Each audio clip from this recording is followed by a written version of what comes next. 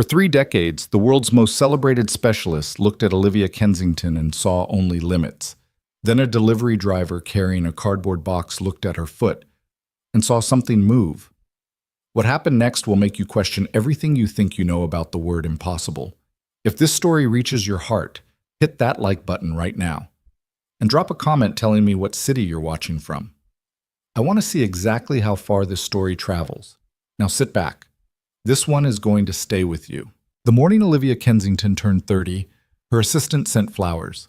50 white peonies in a crystal vase, arranged by someone at a florist on Fifth Avenue who had never met her, and probably never would. The card read, "Wishing you a wonderful year ahead. The Kensington Group Corporate Team." Olivia read it once, set it face down on the corner of her desk, and went back to the earnings report she'd been reviewing since 5:30 in the morning. She didn't hate birthdays exactly. She'd just stopped expecting them to mean anything. The 42nd floor of the Kensington Group's Manhattan headquarters was quiet at that hour.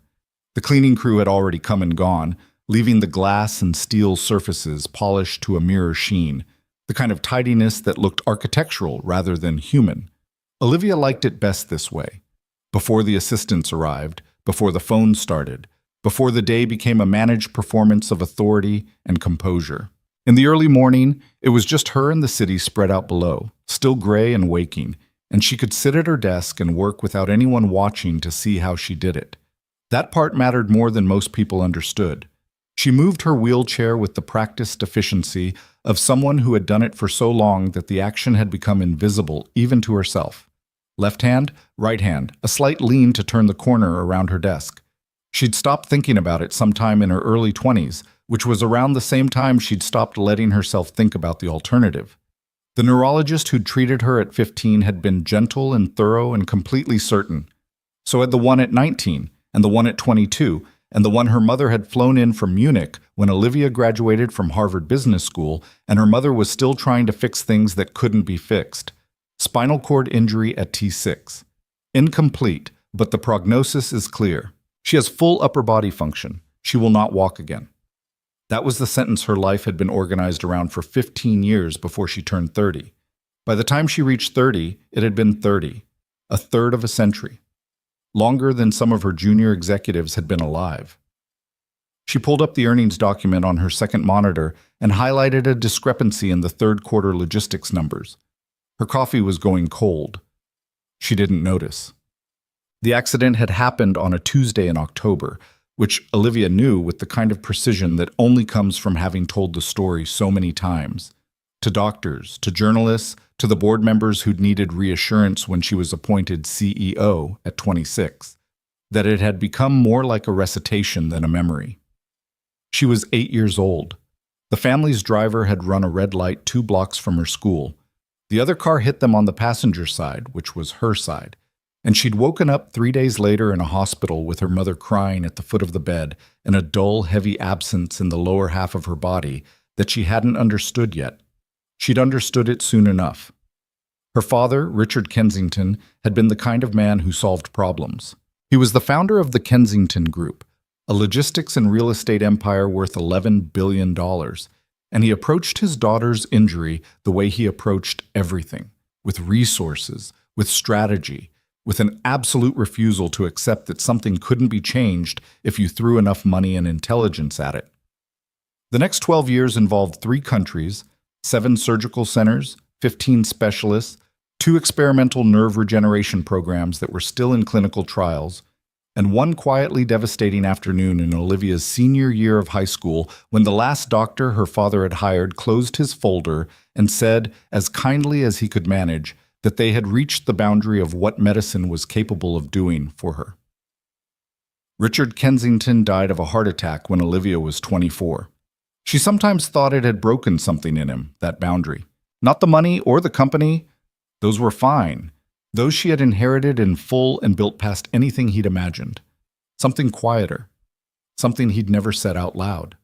She'd inherited that too. The Kensington Group occupied 11 floors of the building on 6th Avenue. The executive suite took up most of the 42nd floor, with Olivia's corner office commanding views in 2 directions, south toward the harbor, east toward Brooklyn. The office had been retrofitted for accessibility when she took over from the interim CEO, who'd managed the transition after her father's death, and it had been done well. The same could be said for most of her life, actually. It had been retrofitted for accessibility and done well, and the result was a version of existence that was functional and powerful and missing something she couldn't precisely name. She was reviewing the third-quarter logistics discrepancy when Marcus, her chief of staff, appeared in the doorway at 7:45 with a tablet in one hand and a look on his face that meant something had gone sideways. "Morning," he said. "Happy birthday." "What happened?"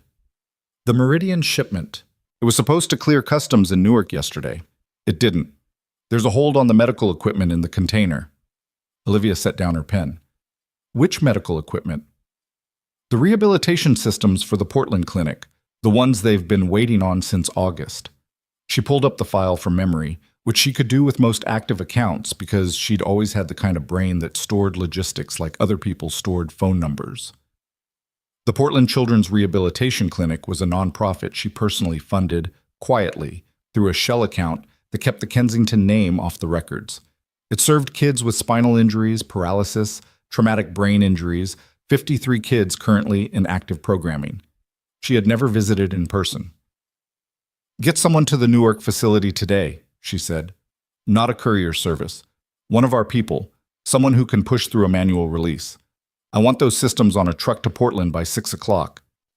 Our regular freight coordinator is out sick. I can send... Use whoever we have available," she said. "Just get it done." Marcus nodded and disappeared. Olivia turned back to the earnings report. The coffee was cold. She still didn't notice. Miss it. Logan Brooks woke up at 5:15 to the sound of his daughter calling his name from down the hall.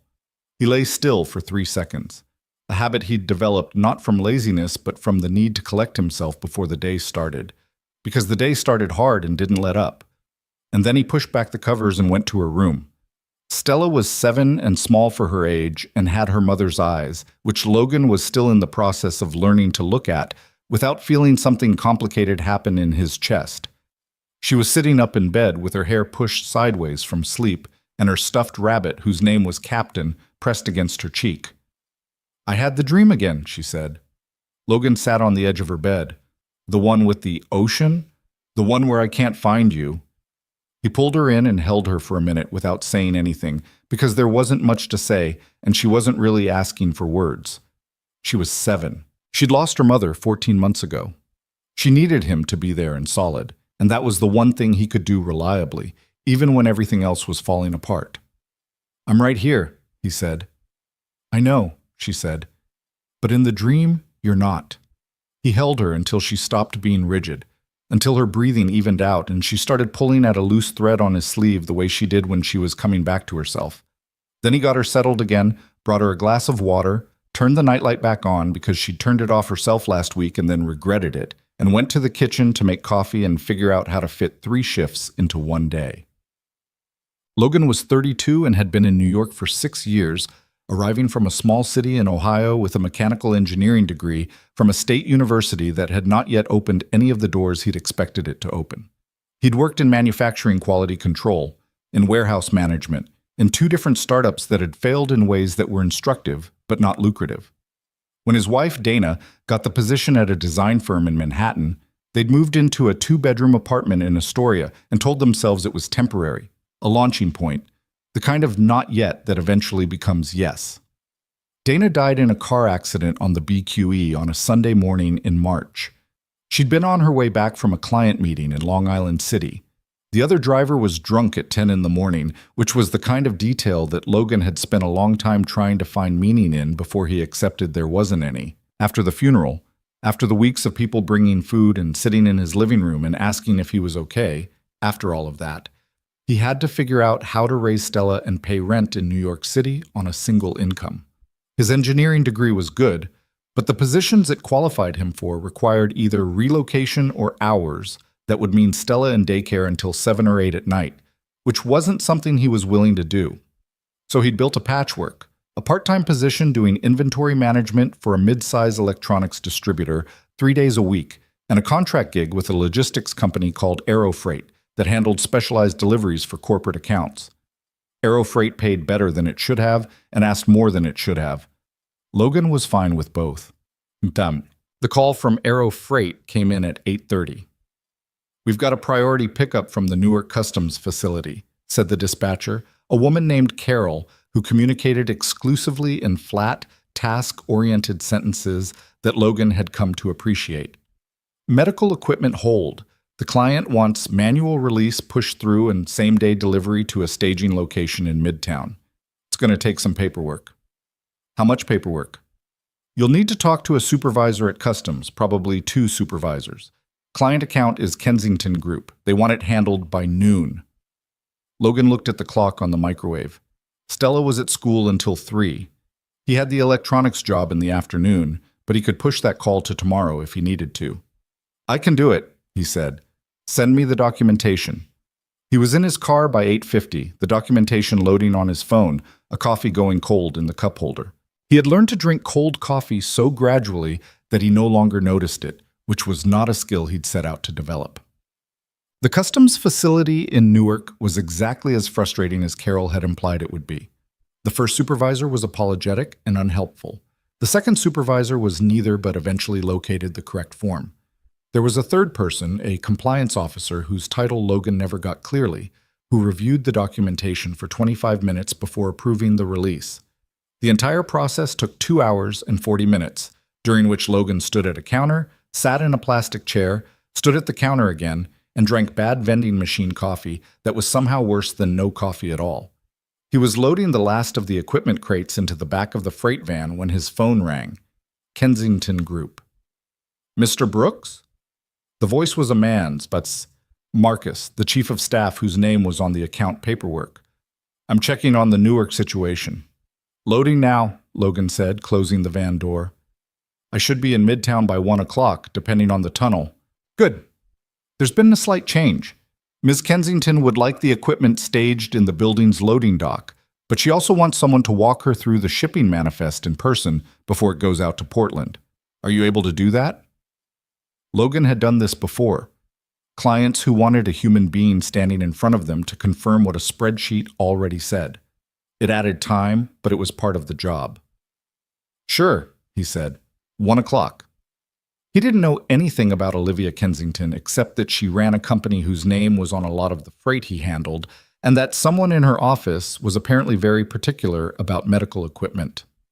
The Kensington Group's loading dock was in the basement of the building on 6th Avenue, and the freight elevator that served it was slow and smelled like machine oil and decades of use. Logan rode it up to the 42nd floor with the shipping manifest in a folder, his work shirt slightly dusty from the warehouse, and a general expectation that the meeting would take 15 minutes. The woman who met him in the reception area outside Olivia's office was a junior assistant named Priya, who was professional and efficient, and looked at his work shirt with an expression that stopped just short of visible judgment. She asked him to wait. He waited. The office beyond the glass wall was large and precisely arranged, and the woman at the desk had her back to him, talking on a phone and making small, decisive marks on a printed document. When she turned around and wheeled toward the door, Logan noticed a few things in quick succession. She was young, younger than he'd expected for someone running a company this size. She was beautiful in the kind of way that seems to come from structure rather than effort. Sharp features and direct eyes that looked at you with the flat appraisal of someone who had learned early that most people underestimated them. She moved the wheelchair with a total absence of self-consciousness that he recognized as the product of years, not attitude. And she looked at him the way she probably looked at everyone new, like she was waiting to find out whether he was worth the time. "You're from Aero Freight?" she said. "Logan Brooks." He offered his hand. She shook it, firm, brief. "I've got the manifest for the Portland shipment. Come in." She went through the manifest with the focus of someone who'd been reviewing logistics documents since before she could drive, which Logan suspected was literally true. She asked 2 questions about the customs delay that were better questions than either of the supervisors had asked, and she spotted a discrepancy in the weight listing for one of the crates. A labeling error, minor, but one that could have created problems at the Portland end. "Good catch," Logan said. She glanced up. "It's my job." He was about to respond when it happened. He was standing to the left of her desk, holding the folder, and she shifted in her wheelchair to reach for a pen. A slight forward lean, weight redistributing, and he saw her right foot move. Not a spasm, not an involuntary tremor, a deliberate flex, her toes pressing down, her ankle angling inward the way a foot does when the muscles beneath it are working. It lasted less than 2 seconds. Then her foot was still again, and she was writing a correction on the manifest, and the moment was just gone, sitting there in the air between them like something he might have imagined. He hadn't imagined it. "Your foot moved," he said. She stopped writing. The pause was so precise it felt deliberate. "Excuse me?" "Just now when you leaned forward. Your right foot. You flexed it." The look she gave him was difficult to categorize. It wasn't embarrassment exactly, and it wasn't anger yet. It was something closer to the expression of a person who has heard something before and developed a protective response to it, a kind of patient, preemptive exhaustion. "Mr. Brooks," she said, and the formality in it was a closing statement. "I've been using this wheelchair since I was 8 years old. I've been evaluated by some of the best neurological specialists in the world. I appreciate the observation, but I know what I saw," he said. It came out quieter than he'd intended, and somehow that made it worse. Or better, he wasn't sure. He wasn't trying to argue with her. He wasn't trying to prove something. He just said it because it was true, and he'd never been good at not saying true things. The silence stretched. She was looking at him with those flat, appraising eyes, and he had the uncomfortable feeling that she was deciding something. "The manifest is corrected," she said finally. "You can have the shipment on its way to Portland by 3. "Yes, ma'am." He picked up the folder. He was halfway to the door. "Mr. Brooks?" He turned. Olivia Kensington was sitting very still behind her desk, and whatever she was about to say appeared to cost her something. He could see it in the slight set of her jaw, in the way her hands were resting flat on the desk surface, like she was pressing something down. "When I leaned forward," she said, "what exactly did you see?" He described it carefully without dramatizing it, the way he'd describe a mechanical anomaly in a system he was trying to diagnose. The flex of the toes, the inward rotation at the ankle, the duration, the fact that it had stopped when she settled back. He told her it wasn't subtle he might have questioned, and that it looked like a voluntary movement, not a reflex arc. She listened without interrupting. "I've had involuntary muscle responses before," she said when he was done. "Spasms. It's not uncommon with my injury type." This didn't look like a spasm. "And you're qualified to make that distinction because—" "Mechanical engineering," he said, "not medicine. But I've spent a long time working around equipment that fails in unexpected ways, and what I know is that unexpected movement in a system that's supposed to be static is usually worth paying attention to." She looked at him for a long moment, then she looked at her right foot. She leaned forward slowly, deliberately, and concentrated. Nothing happened. She tried again, a different angle, and still nothing.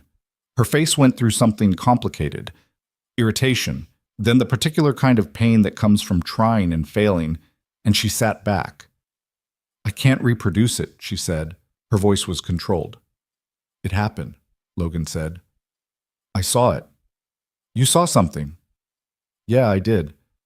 She was quiet for a moment. Then, with the tone of someone offering something against their better judgment, "I have a standing appointment with a physical therapist every other week. It's maintenance. There's no treatment plan." Logan nodded. "I'll mention it to her," Olivia said. "That's all I'm agreeing to. And you don't mention this to anyone associated with this company or this account. Understood?" "Understood," he said.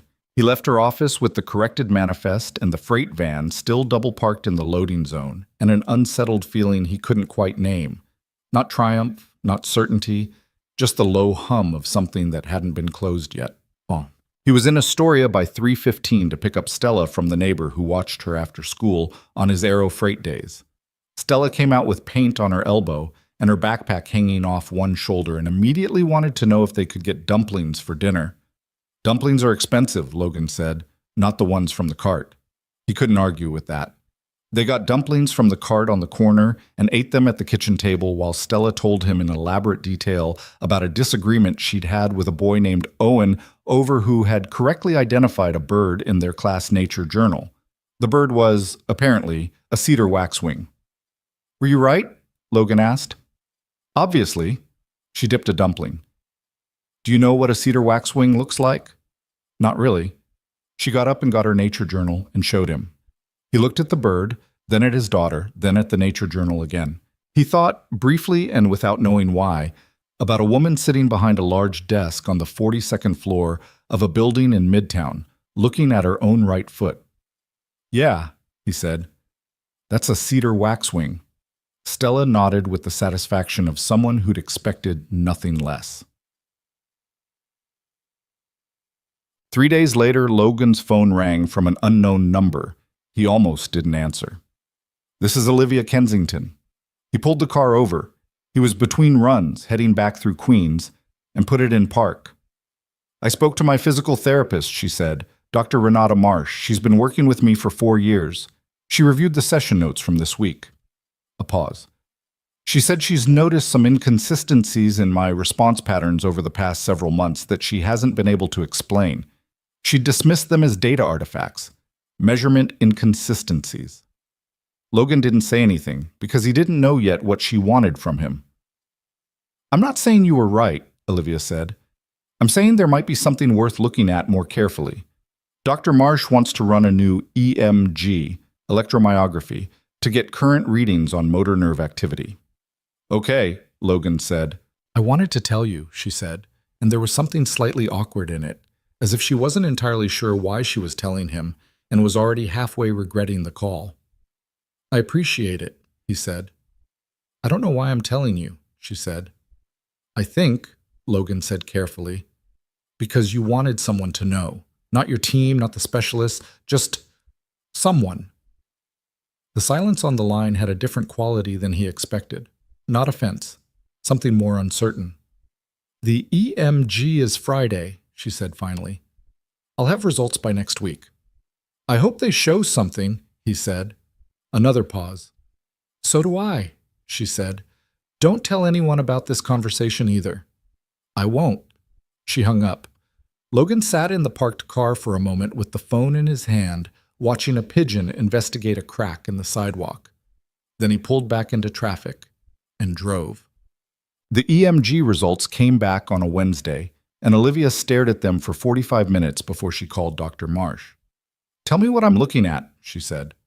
Renata Marsh had a careful, unhurried way of speaking that Olivia had valued for 4 years, specifically because it contained no false comfort. She didn't soften things. She laid them flat. "There's residual motor activity in several muscle groups below your injury level," Renata said. "It's low amplitude, inconsistent, but it's there. It shouldn't be, based on your previous imaging." "But it is. But it is." Olivia set the EMG report down. "What does that mean?" "It could mean several things. It could mean the original imaging was limited by the technology available in 2002.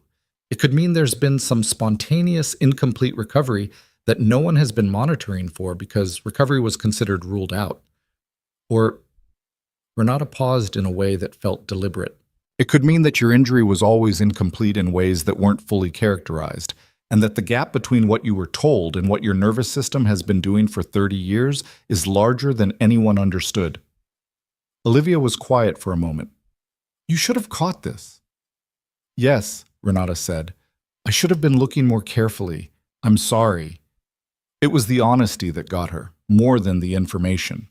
Olivia had been dealing with doctors her whole adult life, and most of them were careful, and some of them were brilliant, and almost none of them said "I'm sorry" without also immediately explaining why it wasn't entirely their fault. "What do we do now?" Olivia asked. "I want to refer you to someone," Renata said. "Dr. Yuki Tanaka.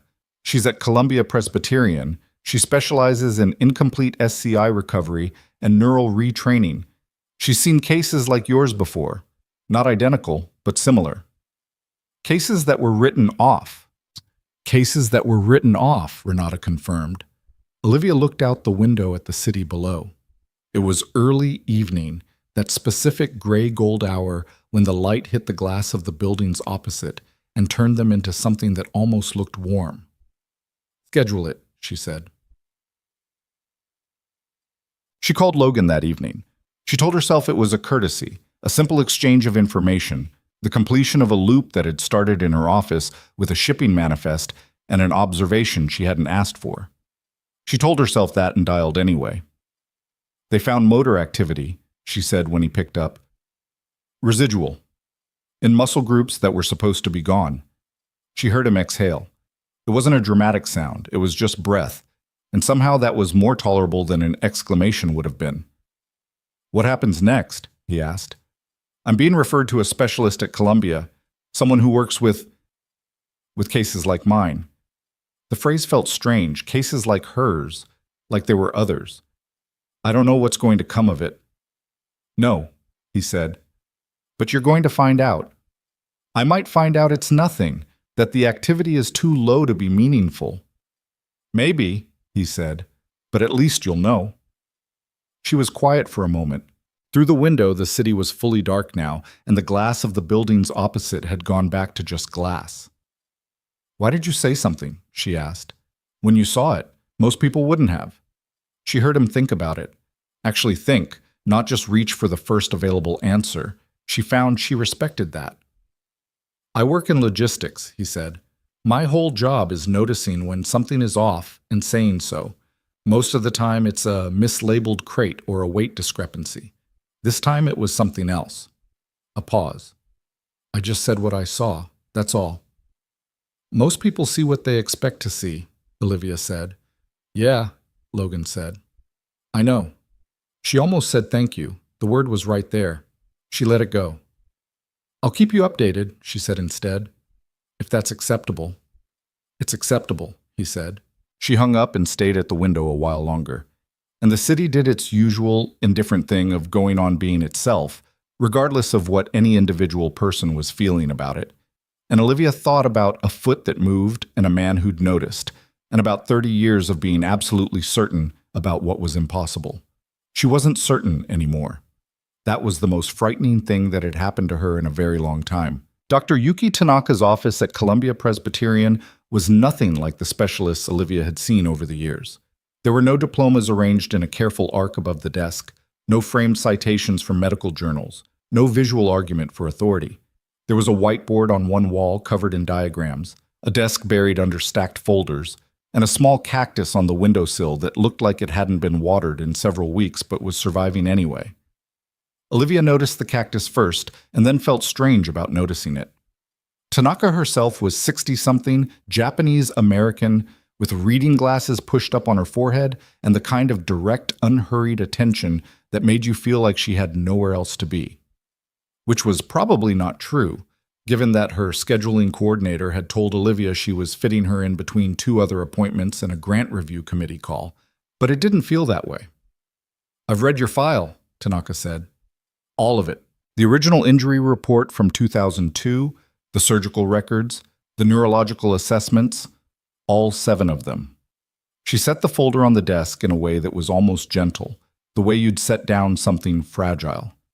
"I want to tell you something before we start, and I'd like you to hear it without immediately deciding what it means.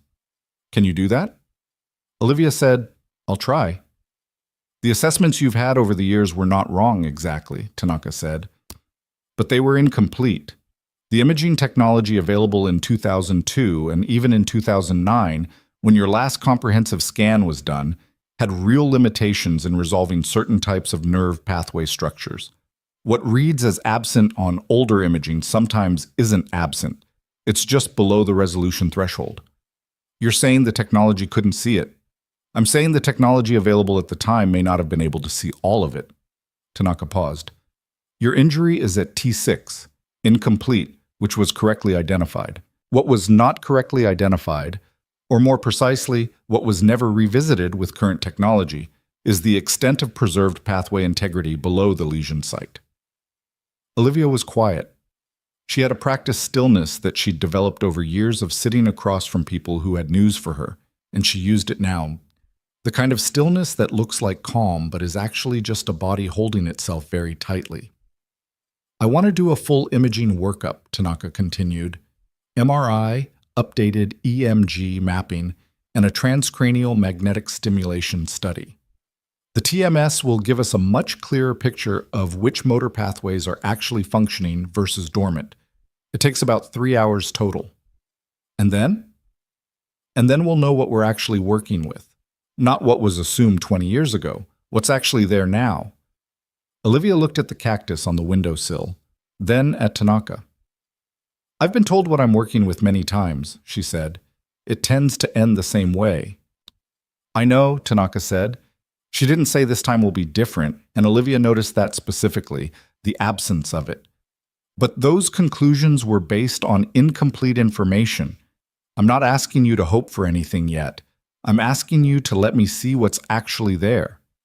That was the part that was hardest, and Tanaka seemed to know it without being told. Not the tests, not the possible results, but the opening back up of a question Olivia had spent 30 years learning to treat as answered. Schedule the imaging, Olivia said. Seb. She didn't tell Marcus. She didn't tell the board or her mother, who was retired in Connecticut, and still called every Sunday with a careful cheerfulness that contained, somewhere underneath it, the same grief she'd carried since Olivia was 8. She didn't tell anyone in her professional orbit, which was most of her orbit. She told Logan. She wasn't entirely sure why. She thought about it on the drive back from Columbia, sitting in the back of the car while her driver navigated the FDR, watching the river go by. Logan Brooks was a contract freight worker she'd met 11 days ago over a shipping manifest. He had no connection to her medical history, no stake in the outcome, no professional obligation to the situation. Maybe that was exactly why. She texted him. Saw the specialist at Columbia. Imaging scheduled for next Thursday. She thinks there may be preserved pathway integrity that was never properly mapped. He responded 12 minutes later, which she found herself tracking without meaning to. That's significant. How are you doing with it? She started typing fine and deleted it. Then typed, I don't know, and sent that instead. That makes sense, he wrote back. It's a big thing to sit with. She put her phone down and watched the river. Guachina. The imaging took 3 hours and 20 minutes, which was more than Tanaka had estimated, because Olivia's nervous system did something during the TMS study that made the technician pause the protocol and check her equipment twice before confirming that the readings were accurate. Olivia lay in the scanning room and stared at the ceiling and tried not to want anything, which was something she had significant practice at and which she found, this time, was harder than usual. Tanaka reviewed the results herself rather than sending them through a resident. She called Olivia the following morning. I want to show you something in person, she said. Can you come in today? Olivia moved 3 meetings. I'll be there at noon. Bon. The images on Tanaka's screen were in colors Olivia had never learned to read. Blues and yellows and bright patches of red indicating activity, cold dark zones indicating absence. Tanaka walked her through them with the whiteboard and a marker, drawing lines and arrows, explaining in plain language what each region meant.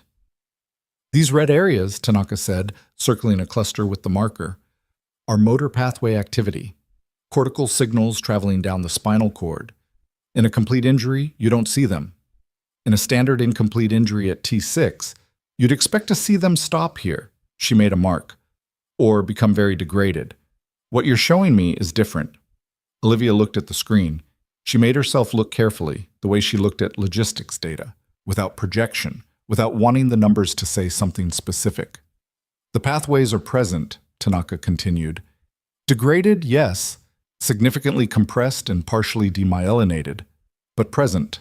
There are functioning motor signals reaching muscle groups in your lower extremities that have not been stimulated or exercised in 3 decades because everyone assumed they weren't there.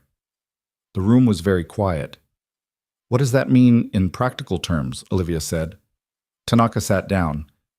It means that with the right rehabilitation protocol, and I want to be honest with you that it would be intensive and long and not guaranteed, there may be real possibility for functional recovery.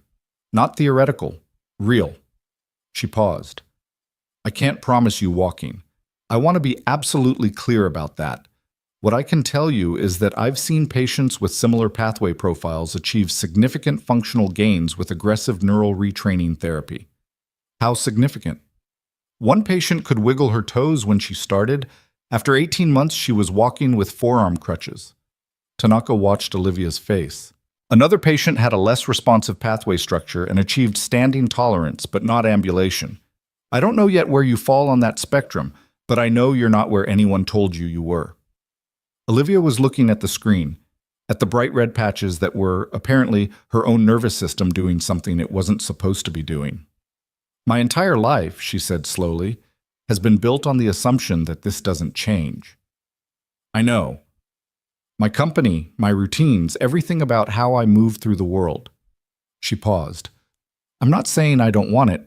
I'm saying I need you to understand what you're asking me to dismantle. Tanaka nodded. I do understand. And you don't have to decide anything today. But I'd like you to think about it seriously. Because what I'm looking at here, she gestured at the screen, represents an opportunity that has a timeline. Neural pathways that have been dormant this long can be reactivated, but the window for meaningful retraining isn't unlimited. The longer we wait, the harder it gets. Olivia looked at the screen for a long moment. Then she said, "What do we do first?" She told Logan that evening, standing, or rather sitting, in her office after everyone had gone home, the city spread out below the way it was every evening, indifferent and enormous, and lit up like something that didn't know how to stop. She wants to start with 6 weeks of intensive assessment, Olivia said. Baseline measurements, designing the protocol. Then rehabilitation begins. She's estimating at least a year of work before we know what the ceiling is. How do you feel about a year, Logan asked. He was at home. She could hear the ambient sound of his apartment. Something that might have been the television from another room. A child's voice, briefly, and then gone. I feel like a year is nothing, Olivia said. I've been in this chair for 30. True. I also feel like a year is an enormous amount of time to spend on something that might not work. Also true, Logan said. She appreciated that he didn't try to resolve the contradiction for her, just held both sides of it with her. It was an unusual quality. Most people, when faced with someone else's ambivalence, felt compelled to push one direction. She was honest with me, Olivia said. Tanaka. She didn't promise anything. She said she's seen patients in similar situations walk with crutches, and she's seen patients in similar situations not achieve ambulation. She doesn't know where I land. But she thinks there's something to work with. Yes. Logan was quiet for a moment. Then you work with it, he said. That's all you can do. You work with what's actually there instead of what everyone assumed was there. It was a simple thing to say. Simple things were often the most accurate. There's going to be pain, Olivia said. Tanaka was clear about that too.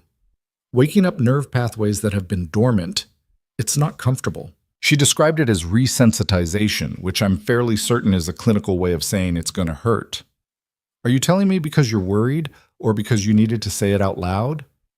She considered that. Both, she said. And I'm not someone who talks about things like this, usually. I know, he said. But you called. She had. She'd called instead of texted this time, without entirely planning to. She found the sound of an actual human voice more useful for certain kinds of information, and she was still figuring out what category Logan fell into. Your daughter, Olivia said. I heard her in the background. She's supposed to be asleep, Logan said. She's definitely not asleep. How old is she? 7. Her name is Stella. Olivia nodded, though he couldn't see it. Does she know what you do, the freight work? She knows I drive a big van sometimes, which she finds very impressive. A beat. She's going through a phase where she wants to know the exact weight of everything. Like, she'll pick up an orange and ask me how many grams it is. I've had to start looking things up. Olivia felt something shift in her chest that she didn't have an immediate word for. It wasn't pity. She'd been on the receiving end of pity her whole life, and she could identify it immediately. It was something else. Something that had to do with the specific texture of the detail, the orange and the grams, the child who wanted to know the weight of things, and the father who looked them up. You should go put her to sleep, Olivia said. Probably, Logan said. You gonna be okay? No one had asked her that in a long time without it feeling performative. "I don't know yet," she said. "Ask me in a year." The first session with Tanaka's rehabilitation team was on a Thursday morning in late October, in a room on the fourth floor of the Columbia Rehabilitation Wing that smelled like floor cleaner and hard work. There were mats, parallel bars, equipment she didn't recognize, and a physical therapist named Bernard who was built like a former athlete and had the patient, measuring attention of someone who'd spent years watching bodies do unexpected things. "We're starting with sensory mapping today," Bernard told her. "I'm going to touch different points on your lower body, and I need you to tell me exactly what you feel. Not what you think you should feel. What you actually feel." "I feel very little below my waist," Olivia said. "That's been consistent for 30 years. "Okay," Bernard said. "Let's find out what consistent looks like today." What consistent looked like today turned out to be more complicated than 30 years of certainty had suggested. There were areas of complete absence, just as she'd always known. But there were also areas, patches really, scattered and inconsistent, where the sensation was not absence but something more like noise. A vague, buzzing wrongness when Bernard pressed the end of the instrument against her shin, a faint pressure that registered on her right outer thigh. Not normal sensation, not what it would feel like in someone without her injury, but not nothing either. She had made herself not cry in medical settings since she was 14 years old. She maintained that. Bernard was matter-of-fact about it, clinical and careful, noting each response without attaching drama to it. "This is actually a better sensory landscape than I expected," he said, reviewing his notes. "There are gaps, but the pattern of preserved sensation is consistent with Dr. Tanaka's imaging findings." "What does that mean for the protocol?" "It means we have more to work with than a blank slate," he said. "We're going to start with electrical stimulation to the residual motor pathways, gentle, to establish baseline response, and parallel that with sensory integration work. The goal in the first 6 weeks is to remind your nervous system that it has these pathways. You've been spending 30 years not sending signals down them." "Because I was told there was nothing to receive them." "Right," Bernard said. "We're going to test that assumption pretty aggressively." The electrical stimulation, when it started, was strange rather than painful. A deep, unfamiliar sensation that sat somewhere between tickle and ache, nothing like the surface sensation she had limited access to. It felt like something waking up that had been asleep for a very long time and was not particularly happy about being disturbed. She stayed for 2 hours. When she came out to the parking area where her driver was waiting, she sat in the back of the car for several minutes without telling him to go anywhere, just sitting with the strange new hum in her lower body that was still there, faint but present, like a signal from a radio station that was very far away. She texted Logan. "First session done." "Strange. Not bad, just very strange." He responded, "Strange is progress. Strange means something moved." She looked at the message for a moment. Then she put her phone in her bag and told her driver to go. I saw 4 weeks into the protocol, she had her first involuntary leg movement during a stimulation session, a real one, not the small toe flex that Logan had caught in her office, but a full extension of her right knee that surprised her and Bernard both, and that she followed immediately by bursting into laughter that surprised her most of all. She couldn't remember the last time she'd laughed involuntarily. It had just come out. The shock of it, the pure strangeness of her own knee doing something unexpected, and Bernard's face in the moment of it, which had gone briefly unprofessional with something that looked a lot like delight before he composed himself and started writing notes. "Sorry," she said, still catching her breath. "Don't apologize for that," Bernard said. "That's the first voluntary adjacent motor output we've seen. It means the pathway carried the signal." "It surprised me," she said. "That's what we're going for." She called Logan that evening and told him about the knee and the laughter, and he laughed too. A short, genuine sound that she'd heard a few times now, and had come to recognize as different from his polite laugh, which was also real, but had a measured quality that this one didn't. "Involuntary laughter in a rehab session," he said. "That's a good sign." Bernard seemed pleased. "He should be." A pause. "How are you actually doing? Not the technical part, the rest of it." She thought about it honestly, the way she found herself doing more with him than with most people, which was still something she was in the process of getting used to. Tired, she said. The sessions take more out of me than I expected. Not physically. I mean, physically too, but it's more than that. It's like carrying something I didn't know I was carrying. 30 years of being told the story was finished, he said. She paused. That's a precise way to put it. You've been running a company and managing your life and doing all of it in a way that accounted for the story being finished. And now the story isn't finished, and everything you built assumes it is. Yes, she said. That. She shifted in her chair. I had a meeting with 2 board members last week who were trying to push through an executive restructuring proposal that I've been blocking for 8 months. And I'm sitting across from them thinking, they have no idea. They're moving pieces around a board, and I'm trying to work out whether my nervous system can learn to send a signal to my right knee. What'd you do about the board members? Block the proposal again. It's a bad proposal. She paused. I'm very good at my job. I know, he said, and the straightforwardness of it, the absence of flattery or qualification, settled into her in a way that she'd stopped trying to analyze. They talked for another 40 minutes, longer than either of them had planned. He told her about a difficult pickup that had gone sideways when a client's loading dock foreman had provided the wrong address, and Logan had ended up in the wrong industrial park in Jersey City, in the rain. She told him about a junior analyst who'd sent a merger memo to the wrong distribution list, and how she'd spent an hour managing the fallout with a calm she did not genuinely feel.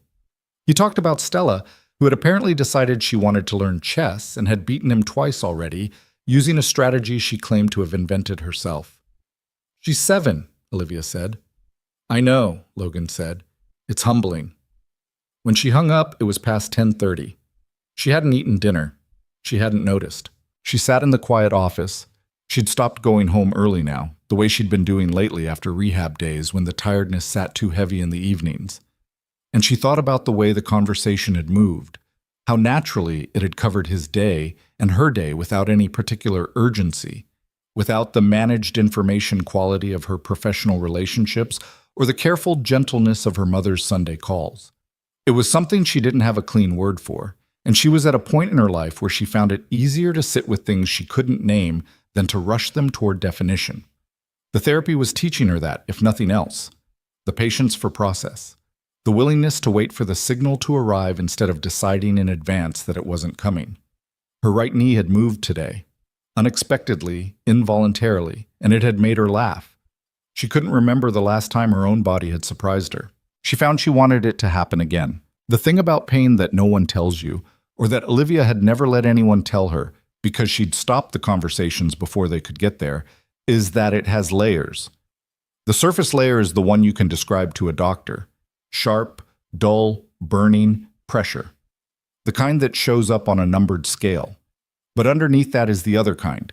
The kind that doesn't have a clean descriptor, that feels more like something being corrected against its will, like a bone that healed crooked being rebroken so it can set straight. That was month 3. Bernard called it resensitization, which Olivia had anticipated would be unpleasant and turned out to be something else entirely. The stimulation sessions had escalated in intensity as her pathway responses improved, and what had started as a strange, distant hum had become, by November, something that woke her up at 2 in the morning with her lower body firing signals that didn't resolve into anything recognizable. Not pain exactly, not sensation exactly. Something in between that her nervous system had no prior vocabulary for, and was clearly unhappy about having to develop one. She lay in her bedroom in her apartment on the Upper West Side on those nights, and did not call anyone and did not text anyone and simply waited for it to pass. Which it did, eventually, the way most things did. Then she went back to sleep. Then she got up at 5:30 and went to work. She didn't tell Logan about the nights at first. She told him about the session results, the improving response metrics, the expanding sensory map, the new motor outputs that Bernard was documenting with the careful excitement of someone who'd trained for years to be measured and was finding it difficult. She gave him the technical version, which was accurate and complete, and left out the 2 in the morning part. He let her do that for about 3 weeks. Then one evening she called him and started explaining the latest EMG comparison data. And he said quietly, "Olivia, how are you sleeping?" She stopped mid-sentence. "Fine," she said. That was a very fast answer. She shifted the phone to her other ear.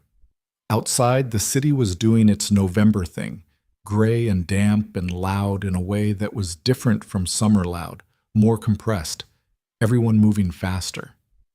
I wake up sometimes. It's a side effect of the stimulation protocol. Tanaka said it's normal. Normal doesn't mean easy. No, she said. It doesn't. Are you eating? I'm eating. Are you eating like a person or eating like a CEO? She almost smiled. What's the difference? A person eats a meal. A CEO eats something from a container while reviewing a document and counts it as a meal. I had lunch today, she said. It was... She paused because she was genuinely trying to remember something with rice. That's very specific. I was in a meeting. He was quiet for a moment in the way that wasn't judgment, just taking something in. She'd learned to read his silences by now, the same way you learn to read the pauses in a conversation with someone you've been talking to for 2 months, longer than she'd initially expected this to go on. You don't have to give me the good version, he said. I'm not going to panic if you tell me it's hard. She was quiet for a moment. It was a simple thing to say, and it hit harder than it should have. It's hard, she said. Some nights it's very hard, and I don't know exactly what I'm doing it for.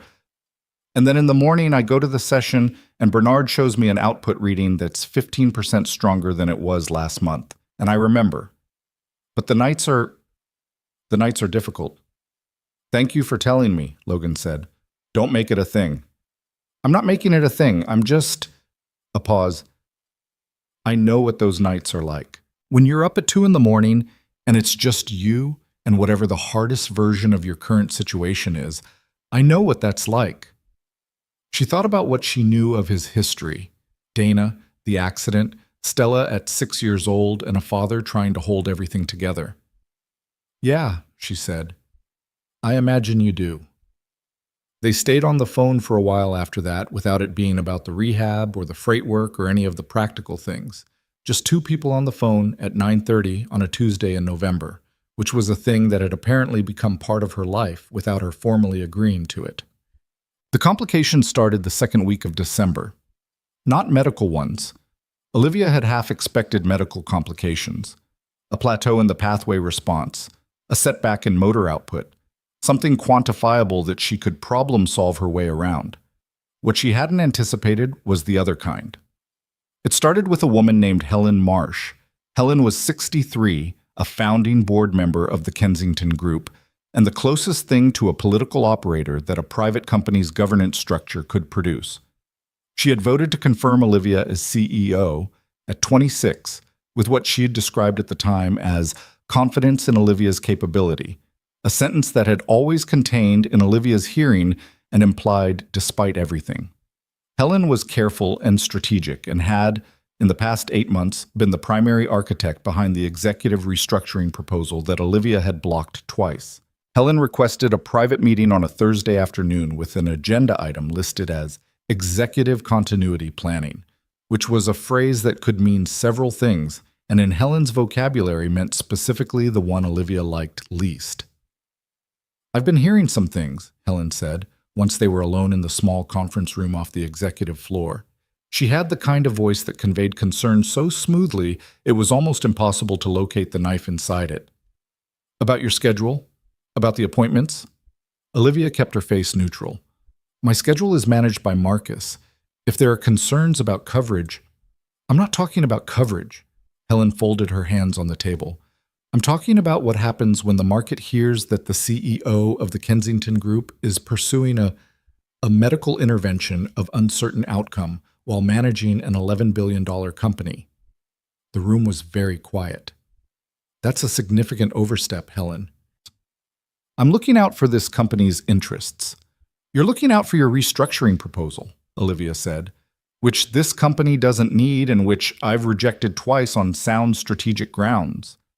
Helen's expression shifted slightly, the smoothness not breaking, but adjusting.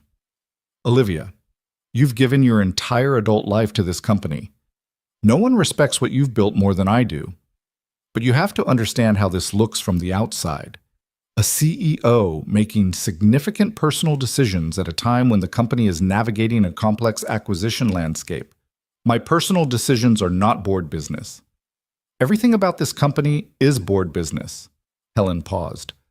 All I'm suggesting is that you consider the optics and perhaps think about whether this is the right time.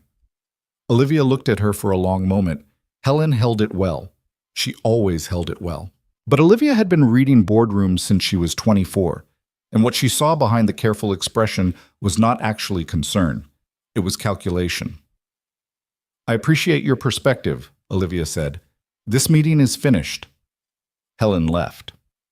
Olivia stayed in the conference room for 4 minutes, not doing anything, just letting the specific quality of her anger settle so she could work with it rather than from inside it. Then she called Marcus. I need everything on the secondary shareholders supporting Helen's restructuring proposal. All of them. And I need to know who she's been talking to outside the building. This is about the meeting? Just get me the information. She told Logan about it that evening, because she'd apparently developed the habit of telling Logan about things, which was strange and also, she was starting to understand, not strange at all. She's trying to use the rehab against you, he said. She's trying to use the uncertainty against me, Olivia corrected. The rehab specifically isn't the problem. It's the narrative she can build around it. CEO pursuing unproven medical treatment, distracted from business, making decisions that prioritize personal outcomes. She paused. It's a playbook. I've seen it used before. Not against me, but I've seen it. What are you going to do? What I always do, Olivia said. Remove the leverage. If she can't get traction among the secondary shareholders, the restructuring proposal dies. And without the proposal, she has no real vector to push on the CEO question. And you can do that? I can do that. So then the problem, Olivia said, and she heard her voice change slightly, drop into something less controlled, is that she's not entirely wrong about the distraction, about the fact that I'm doing something that takes a significant amount of my attention and energy during a complicated period. A pause. I've been leaving meetings early. I've been delegating things I would normally handle myself. Not badly. Marcus has been solid, the work is getting done, but I'm operating at 90% instead of 100, and at this level, 10% is a lot. Is 90% enough to run the company effectively right now? Yes, she said, but it doesn't feel good. No, Logan said. I imagine being 90% yourself doesn't feel good when you're used to 100. She leaned back in her chair. The city outside was darker now, December dark, and the lights in the buildings opposite were gold and sharp.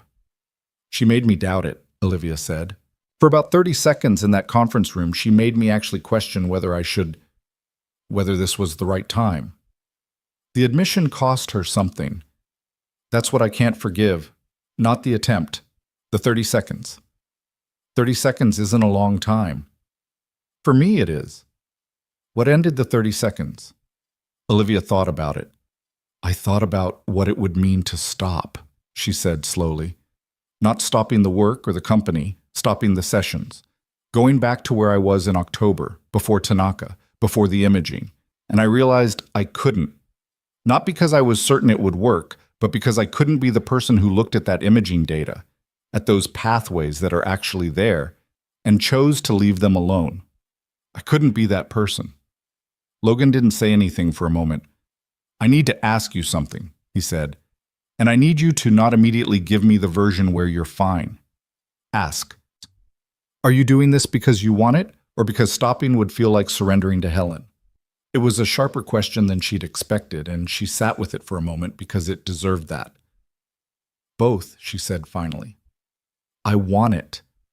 I have wanted to walk since I was 8 years old, and I buried that wanting because wanting impossible things is a particular kind of torture, and I didn't want to live tortured, but I want it, and now there's also the part that won't surrender to Helen.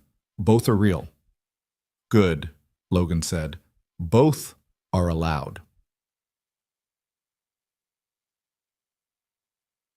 The discovery happened on a Tuesday.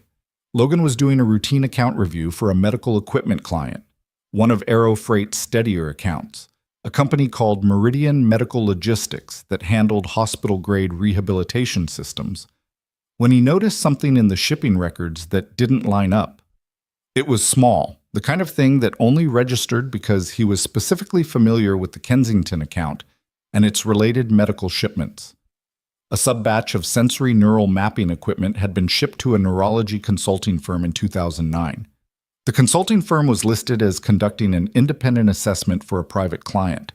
The shipping address corresponded to the building where Olivia had received her last comprehensive neurological evaluation, the one in 2009 that had confirmed definitively that her prognosis was unchanged. He cross-referenced it from 3 different angles, which took the better part of an evening after Stella was asleep, sitting at the kitchen table with his laptop and the coffee that was going cold.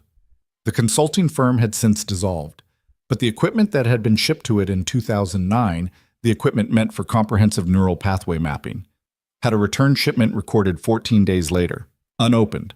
The equipment had never been used. He stared at the screen for a long time.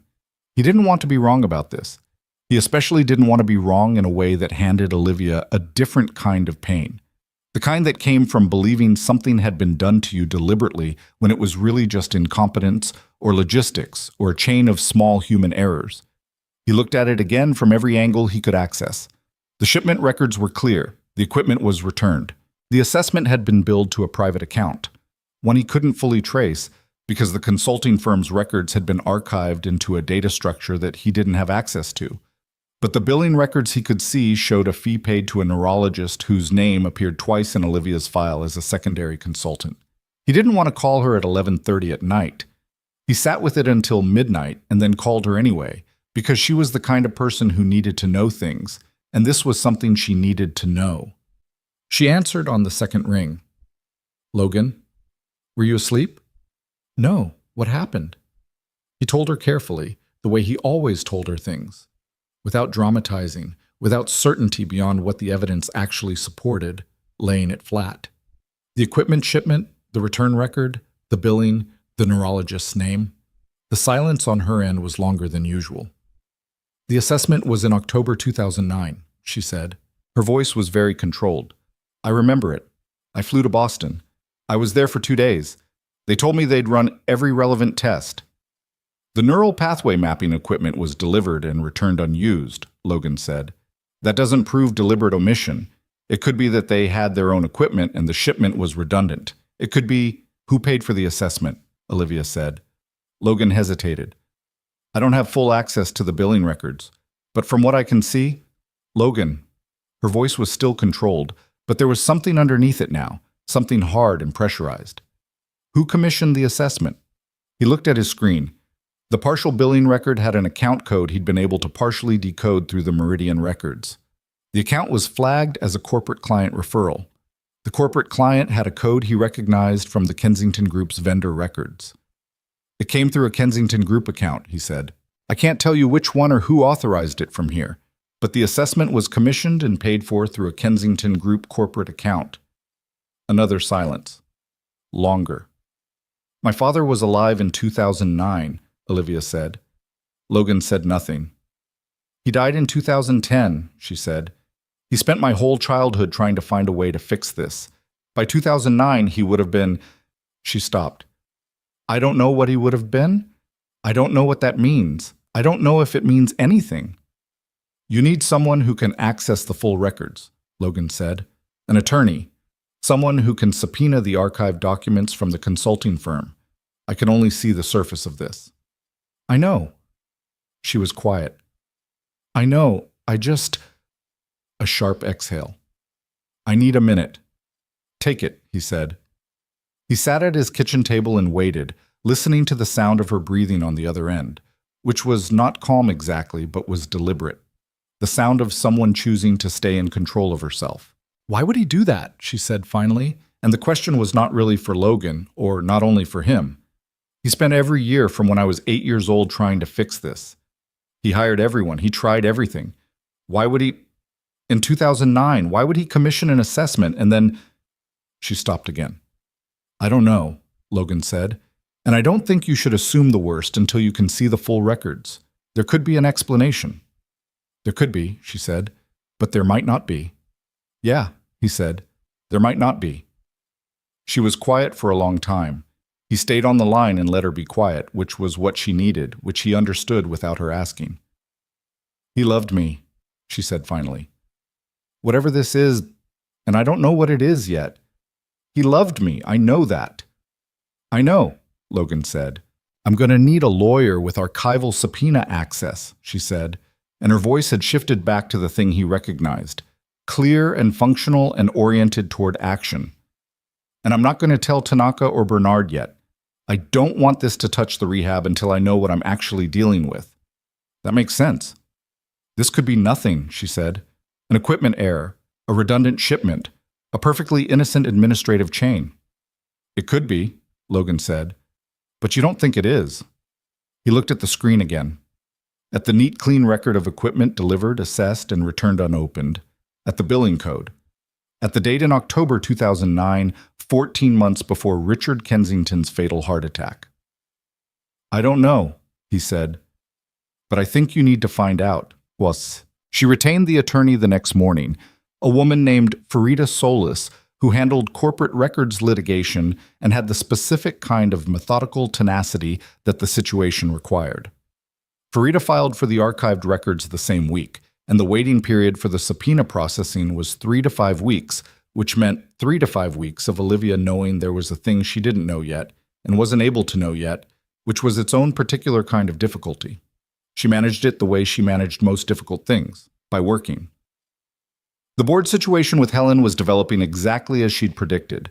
Marcus had identified 3 secondary shareholders who'd been in private conversations with Helen's office, and Olivia had initiated direct outreach to each of them with data that made the restructuring proposal look significantly less appealing than Helen had apparently been characterizing it. She prepared for the Q4 earnings presentation with the same precision she brought to every external-facing performance, because external-facing performance was something she was genuinely good at, regardless of what was happening elsewhere. She went to her sessions with Bernard 3 days a week and pushed through the evenings when the resensitization kept her awake, and told herself that what she was looking for in the records was information, not absolution, not an explanation that would make sense of a childhood spent in a hospital and a life organized around a conclusion that may or may not have been fully earned. One Thursday, 4 weeks into the waiting period, something happened in the session that made Bernard stop writing and just look at her.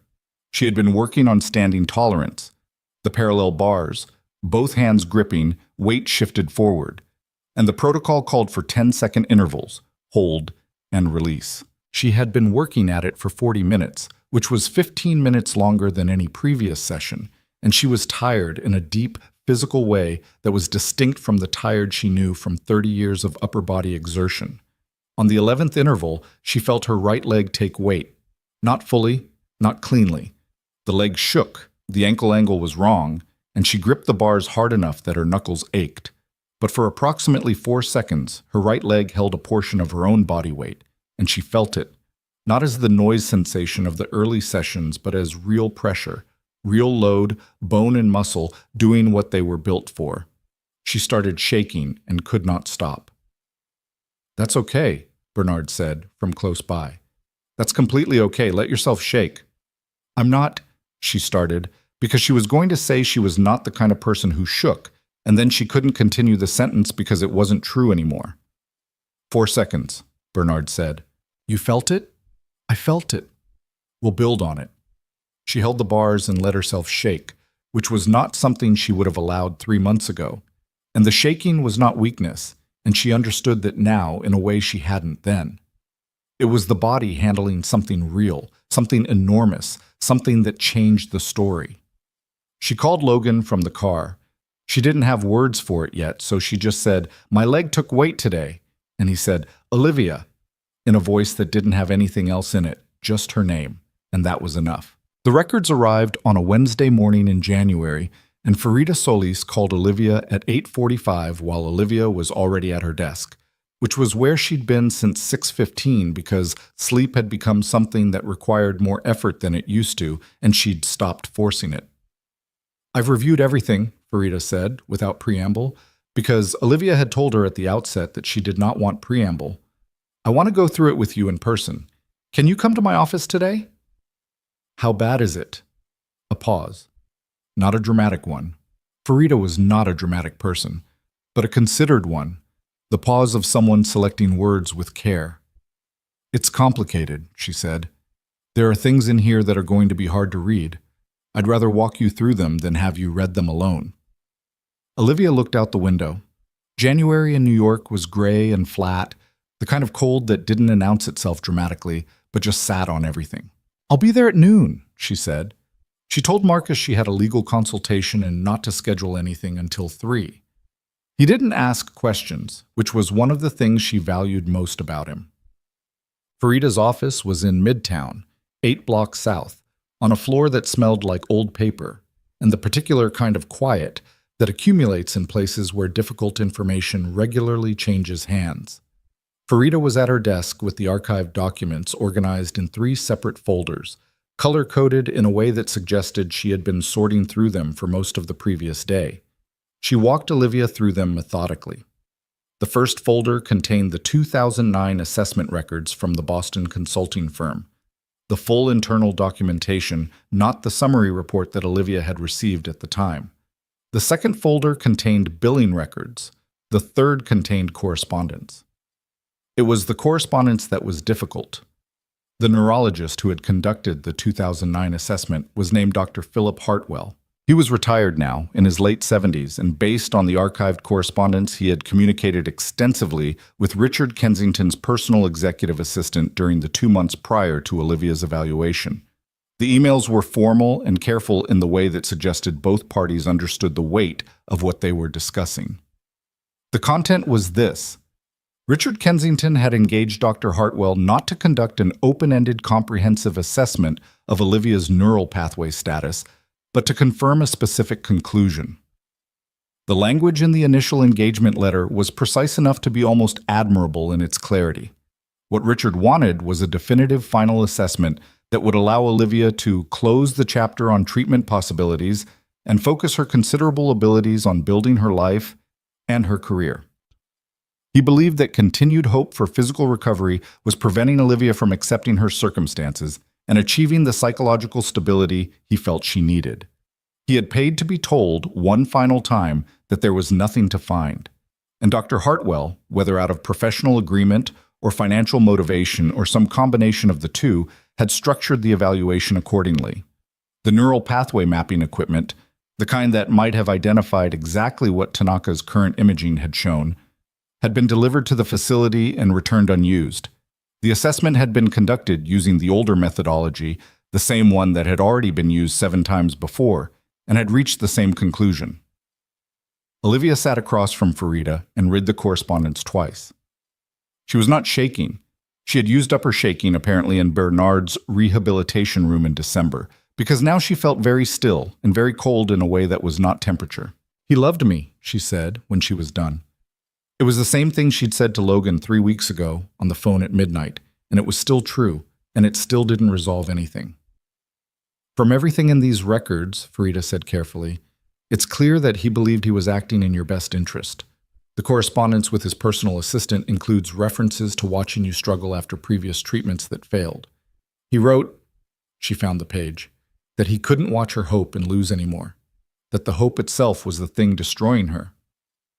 Olivia looked at that sentence for a long time.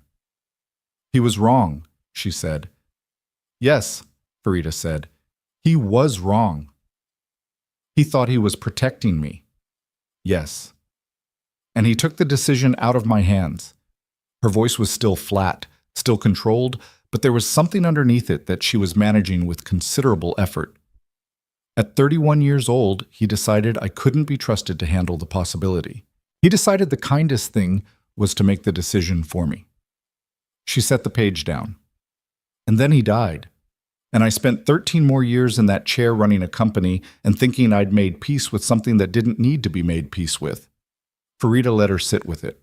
She didn't try to redirect or reframe, just let the weight of it occupy the room for a moment without rushing to clear it away.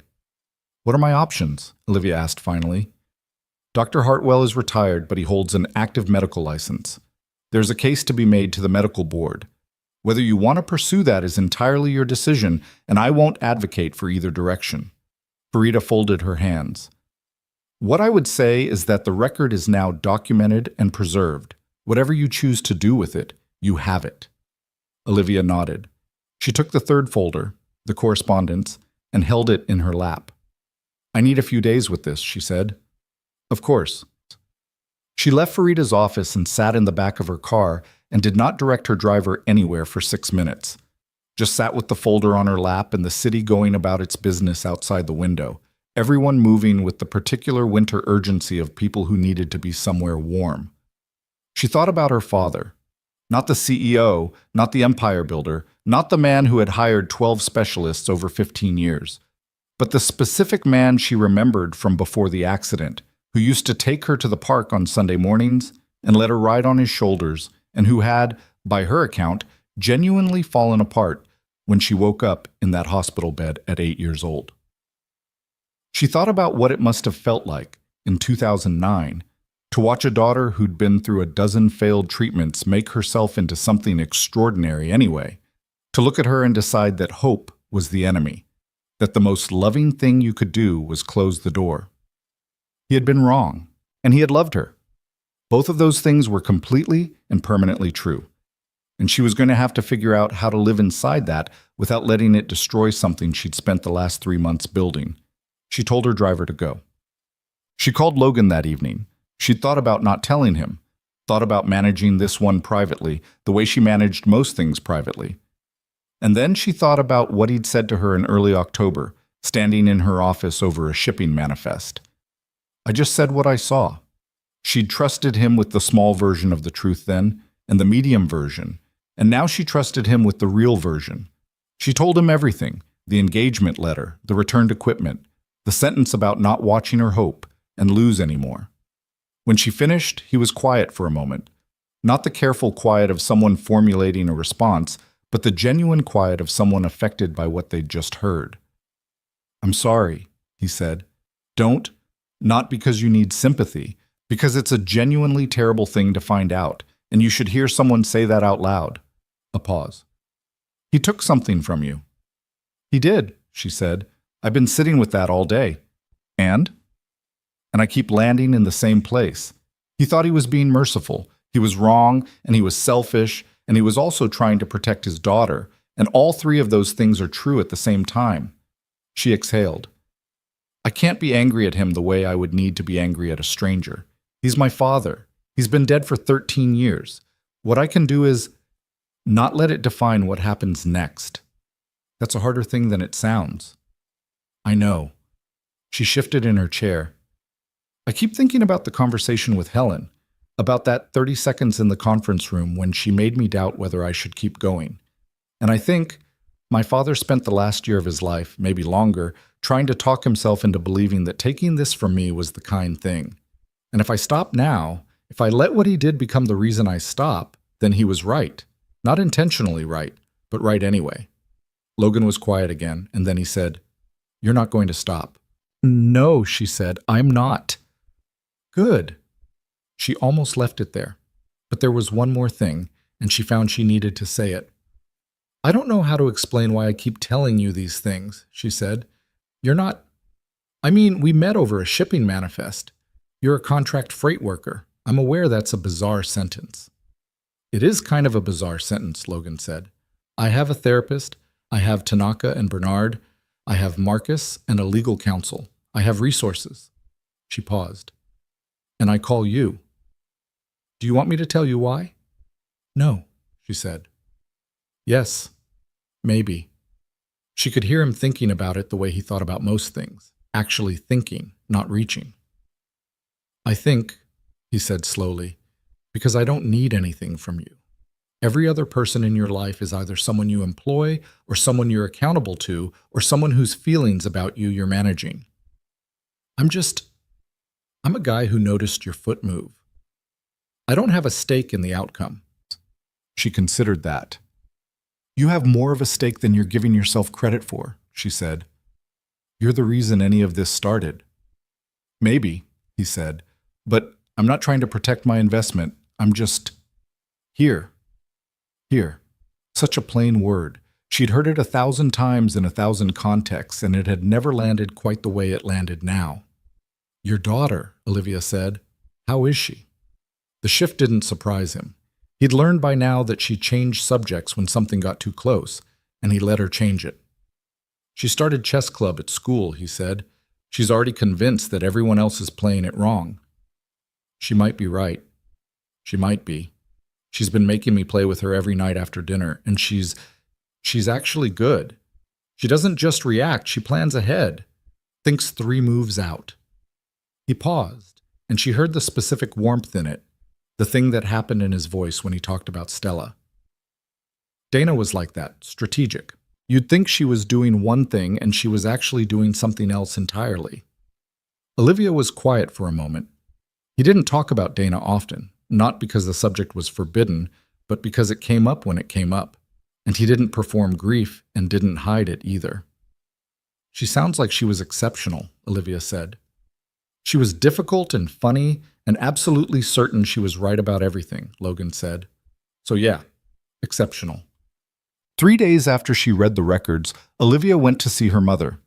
Eleanor Kensington was 71 and lived in a house in Connecticut that she'd moved to after Richard died. A large, quiet house with a garden that she tended with the focused, unhurried attention she'd never quite had time for during the years of corporate life and specialist appointments, and the relentless forward motion of a family defined by its capacity to deal with things. Olivia hadn't told her mother she was coming. She'd simply driven up on a Saturday morning, which was something she almost never did. She called, she scheduled, she managed the relationship with the same structure she brought to everything. Showing up unannounced was not part of her repertoire. Eleanor opened the door and looked at her daughter for a moment without speaking. Then she stepped back and held the door open. They sat in the kitchen with coffee that Eleanor made herself because she never used the pod machine Richard had bought and used to call modern progress. And the kitchen was warm and smelled like whatever she'd been baking that morning. And Olivia sat across from her mother at the table where she'd eaten 1,000 meals growing up and said, I need to tell you what I found. She told her, all of it. Her mother sat across from her and listened with very still hands and a face that went through things that Olivia tried not to analyze too closely, because Eleanor Kensington's face when it was managing something difficult was a private thing that deserved to be treated as private. When Olivia finished, her mother was quiet for a long time. I didn't know, Eleanor said. I believe you. I knew he was... She stopped. By 2009, he was frightened. Not of losing the company, of watching you. He told me once that he thought he was running out of ways to fix things, and that maybe trying to fix things was making it worse. I didn't understand what he meant. I thought he was talking about his own emotional state. She looked at her coffee cup. I didn't understand what he was planning. He thought he was being kind, Olivia said. He was wrong. Yes. Eleanor looked up. Are you angry? Yes, Olivia said. In layers. I'm angry at him, and I'm angry at the neurologist, and I'm angry at myself for accepting the conclusion without pushing harder, and then I'm angry at myself for that anger because I was 31, and I'd already been through it 11 times, and I had every reason to believe it was over. She wrapped both hands around her mug. And underneath all of that, I understand why he did it, which is the hardest part. Her mother reached across the table and put her hand over Olivia's. It was a simple gesture, and Eleanor was not a physically demonstrative person as a general rule, which made it mean more rather than less. The rehab is working, Olivia said. My leg took weight in December. We're building on it. Eleanor pressed her hand. Tell me what it felt like, she said. When your leg took weight. Tell me exactly. And Olivia did. She sat at her mother's kitchen table on a Saturday morning in January and described the parallel bars and the shaking and Bernard's voice saying, let yourself shake, and the way 4 seconds could feel like a complete rearrangement of everything you knew. And her mother sat across from her and listened with the specific concentrated attention of a woman who had been waiting for this story for 30 years without knowing she was still waiting for it. February was brutal in a different way than January. The board situation came to a head in the second week. Helen had been unable to gain traction with the secondary shareholders. Olivia's direct outreach had been effective, but Helen was not the kind of person who accepted a closed door and moved on. She escalated by requesting a full board review of Olivia's executive performance, which was within her rights as a founding board member, and which was, by every objective measure, something Olivia had nothing to fear from. That didn't make sitting through it less grim. The review was a 3-hour process involving a third-party governance consultant who asked systematic questions about decision-making during the prior fiscal year, delegation patterns, response times, major strategic calls. Olivia answered everything cleanly and accurately because there was nothing inaccurate to say. The company had performed well, the major strategic decisions had been sound. The only thing that had changed in her operational approach was a reduction in personal hours in the office, which was offset by an increase in efficiency. The governance consultant's preliminary report, delivered 2 weeks later, found no significant concerns with executive performance. Helen received this information and appeared, at least externally, to accept it. Olivia didn't trust the appearance for a second, but there was nothing left to move against in the immediate term, so she filed it, maintained her monitoring of the secondary shareholder communications, and went back to work. The rehab, meanwhile, was entering what Bernard called the consolidation phase, building on the functional motor gains from December and January, increasing standing tolerance, beginning very preliminary weight-shifting work between the bars.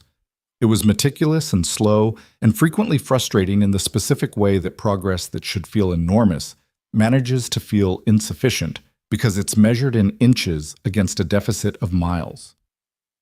She fell twice in February. The first time was during a weight-shifting exercise when her right leg buckled at the ankle and she went sideways, catching herself on the bar, but not completely, ending up half on the mat with her shoulder taking the impact. Bernard was beside her immediately, professional and calm, and she was fine. The shoulder was sore for 2 days, but nothing structural. And she told herself it was data. A fall was information. It told her where the weakness was. The second fall was worse because it happened at the end of a session when she was tired and her attention had drifted, and she went forward instead of sideways. And Bernard caught most of it, but not all of it, and she ended up on the mat with her face pressed against the plastic surface and a pain in her wrist that turned out to be a minor sprain. She lay on the mat for a moment without moving, not because she was hurt beyond the wrist, but because she was tired in a way that the mat seemed like a reasonable place to be tired. "Take a minute," Bernard said from beside her. "I'm fine." "I know. Take a minute anyway." She took the minute. She lay on the mat and stared at the acoustic tiles on the ceiling and thought about the archived correspondence and Helen's board review and the 2 in the morning nights and Stella asking her father the weight of everything. And she thought about whether she had the amount of something required to keep going, which was a question she'd never had to ask herself about anything before and which she resented having to ask now. She got up. It took effort and her wrist ached, and it was not graceful. She got up. "Good," Bernard said, and handed her a towel. She told Logan about the falls that evening. She almost didn't. The impulse to protect the narrative of progress, to present only the advancing version of the story, was deeply habitual, and she had to consciously override it. "How bad was the second one?" he asked. "Sprained wrist. It's wrapped." "Are you, I'm fine," she said. "I got up. I finished the session." "I know you did," he said. "I'm asking if you're okay, not whether you finished the session. Those are different questions." She sat with that. "I'm okay," she said. "I had a minute on the mat where I wasn't sure how much I had left, and then I got up, and I was okay." "What got you up?" She thought about it honestly. "I don't know exactly. Refusal, maybe. I don't have a more precise answer than that." "Refusal is enough," Logan said. "Is it?" "It got you off the mat." She looked at her wrapped wrist. Outside, February was doing what February did, being relentless and gray and showing no signs of finishing. "I want to ask you something," she said, "and I want you to answer honestly, not reassuringly." "Okay. Do you think I can do this?" He didn't answer immediately, which was the thing she'd learned to value most about him, the refusal to reach for the easy answer just because she'd asked for one. "I think," he said carefully, "that you have functional motor pathways that nobody knew existed for 30 years. I think you've made measurable gains in 5 months that your team didn't predict. I think you get off mats." A pause. "And I think that the question of whether you can do it isn't really what you're asking me." "What am I asking?" Whether it's worth the cost, he said. Whether the version of yourself on the other side of this, whatever that version looks like, is worth everything it's taking to get there. She was quiet for a long moment. Yes, she said. It is. She heard him exhale. Then you already have your answer, he said. You just needed to say it out loud. She looked at her wrapped wrist again, at the city outside, at the long gray February that would eventually become something else. Logan, she said. Yeah. Thank you. She said it plainly, without qualification, without redirecting afterward. Just the two words set down flat. He was quiet for a moment. You don't have to thank me for being here, he said. I know, she said. I'm thanking you anyway. March came in cold and then broke open into something tentative and gray-green, the specific quality of early spring in New York that doesn't quite commit to being warm but stops pretending it's still winter. Olivia noticed it from the car on the way to Columbia one morning, the trees along Riverside Drive putting out the first small leaves, cautious and pale, like they weren't sure yet whether it was safe. She understood that feeling exactly. 8 months had passed since the morning Logan had stood in her office with a shipping manifest and said quietly and without drama, "Your foot moved." 8 months was not a long time in most contexts. In this one, it felt like a different life. The EMG data from January showed motor pathway activity in 4 distinct muscle groups that had registered as absent on every scan she'd had since 2002.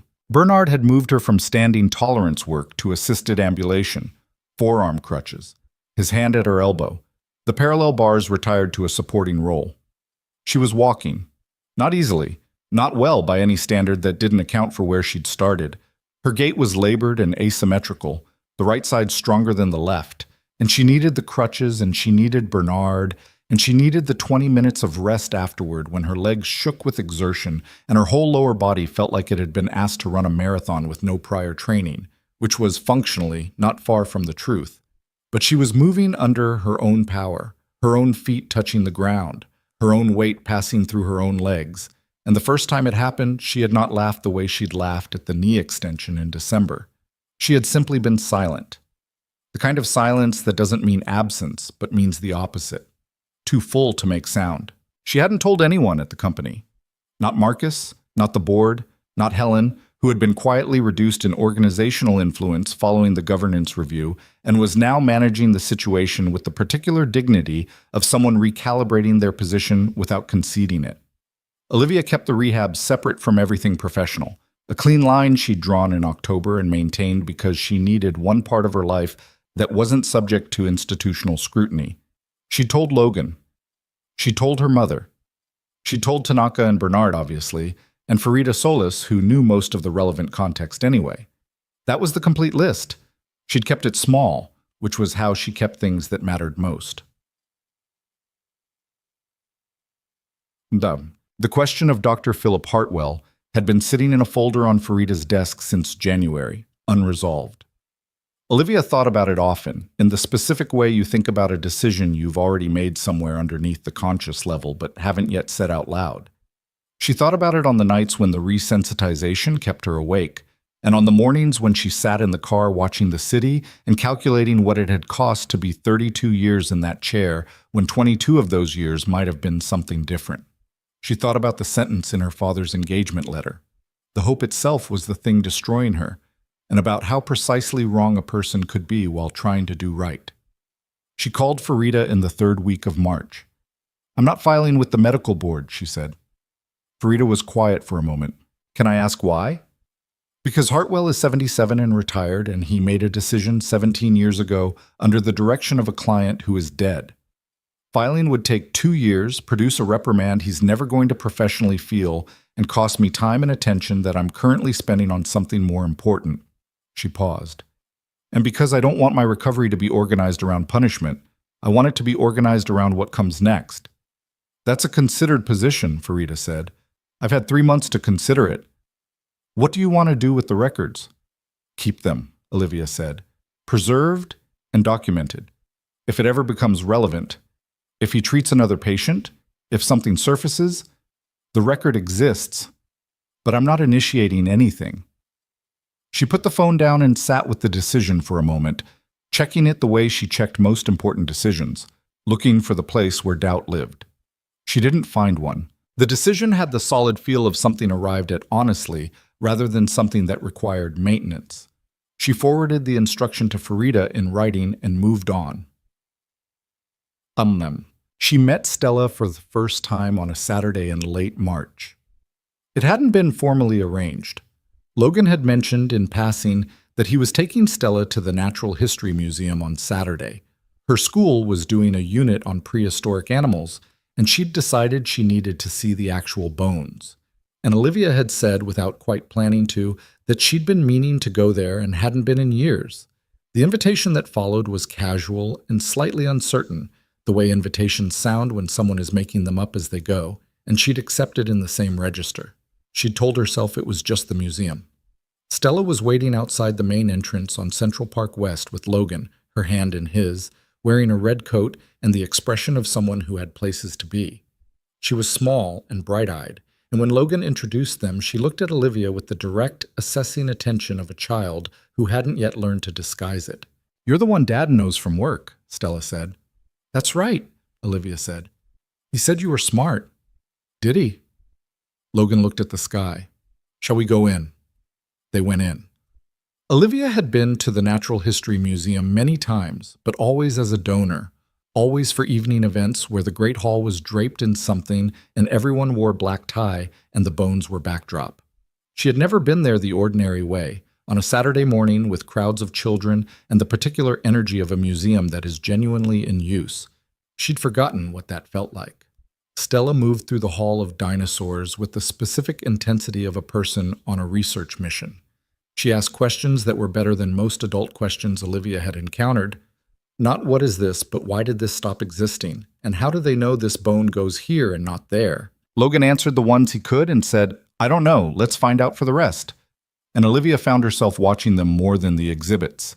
They stopped in front of the Brachiosaurus cast, enormous and still, neck reaching toward the ceiling.